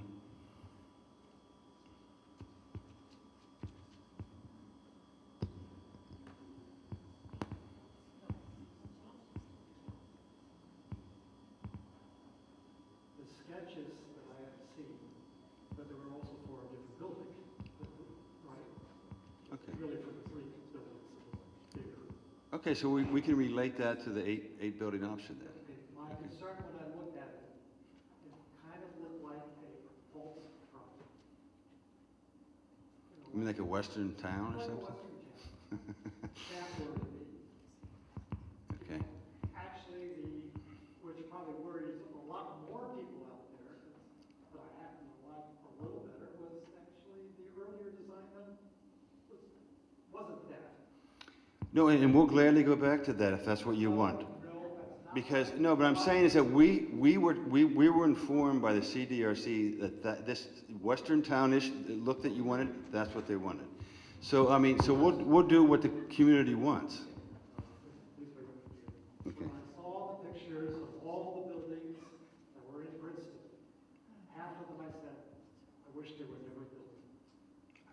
They were atrocious. I do not want those copied into your design. Okay. Okay? I want the best design you could put forward that you think relates to this community. Okay, we will do that, we have done that, but I tell you, we have to, unfortunately, we have to succumb to what the community wants, and that's why this thing has changed. So, okay, I got you. That's what I'm looking for. Okay, good. Anything else anybody is looking for that we can have ready for you in December? I think it's important that we speak logistics and whether or not it's realistic for us to have the information that you'd like to see by December. Right now, we have 2 meetings scheduled for December 10th, which the staff reports need to be published within the next 13 business days. The following meeting is December 17th, and we have 9 items that have been requested to be heard. I would recommend that if it's a matter of refining plans and if it's the desire of this commission to have the CDRC take a final look at those plans, I think it's much more realistic that we can do that and provide a thorough report that addresses the revisions as well as the additional research you've requested of us, and to do that at the first meeting in January. That's tough. That's tough. All right, that is the, think about this, guys. That is the second half of the second decade when this project started. There's something symbolically important to our whole group, that at least in the first half of the second decade, we get this, we get some decision. But if I may say, you know, I think we are looking now at realistic meetings that we can have from now until then, and based on the workload that we have before us also. So I know the pain they've been through, but I think you know, we may need that little extra time to get there. I think we're running into the holidays, we're running into all these things, and I'm not sure that we can actually work it out personally. You know, I'd also like to, Okay. I'm sorry, Jeff, we need to continue our deliberations. Okay, I'm sorry. I'd also like to make sure that the community gets the information so that they can look at it, you know, with a little bit of time. It felt really rushed this last time. So if it would be possible to get materials out to the community with a little bit more lead time, I think it would take some of the pressure off and make this process go a little bit more smoothly. I would say that, that's why maybe the first week of January for us is that again, gives enough time, gives another month and a half for the CDRC to take a look at, whatever they're sending out, and come up for them to have their time to have a recommendation for us, and then we would see it first meeting in January, that's right. Yes, that first meeting is January 14th.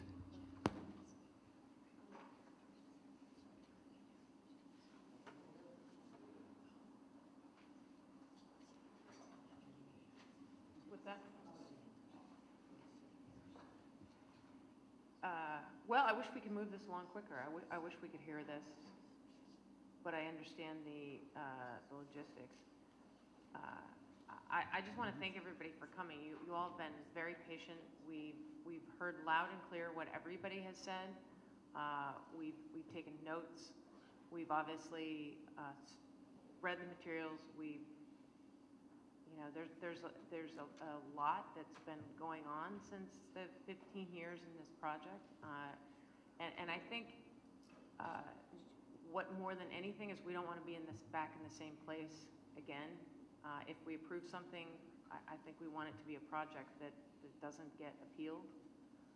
So I think for me, the important thing is to make sure we've done the legwork so that we don't bless something that just comes back, to us again. Which is why I think to make sure that there's at least, whether the applicant is present or not, opportunity for design review to say, here's the project, here's what we think. I think the same thing, Committee for Green Foothills can weigh in again. And I think it would be important, I don't know if the representative for the Committee for Green Foothills is still here, but it'd be important, I think she referenced there are some issues that still need to be ironed out. I'd say now is the time. Because I think we're in some consensus we want to move on this. So I think there's a number of the Coastal Commission issues have been addressed, I agree. And I don't think that the other issues are insurmountable. So I wish that we could have the hearing in December, but I think feasibly that's not possible.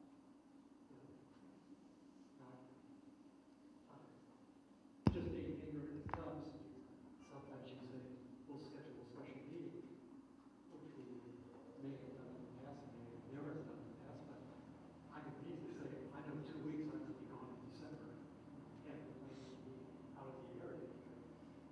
I understand. You're going to probably have that with your staff and problems, just trying to, the logistics of this, I think, is crashing in on us. So I would like to have this sooner, as soon as you can do it. I think this is what comes to point, it's time for a up or down road. So I continue to believe that the first meeting in January is the soonest that we can do this.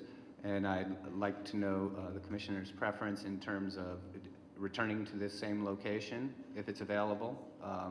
My recommendation would be to hold the next meeting here as well, but we'll need to confirm the availability of the room.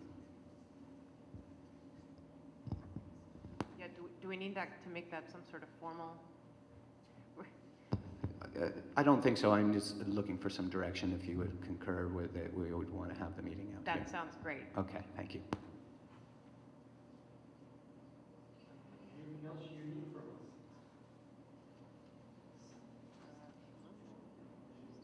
us? Motion to continue. I'll make a motion to continue this hearing to January 14th. I will second. We have a motion. All those in favor, please say aye. Aye. Any opposed? Passes 5-0. Have them down the road. January 14th.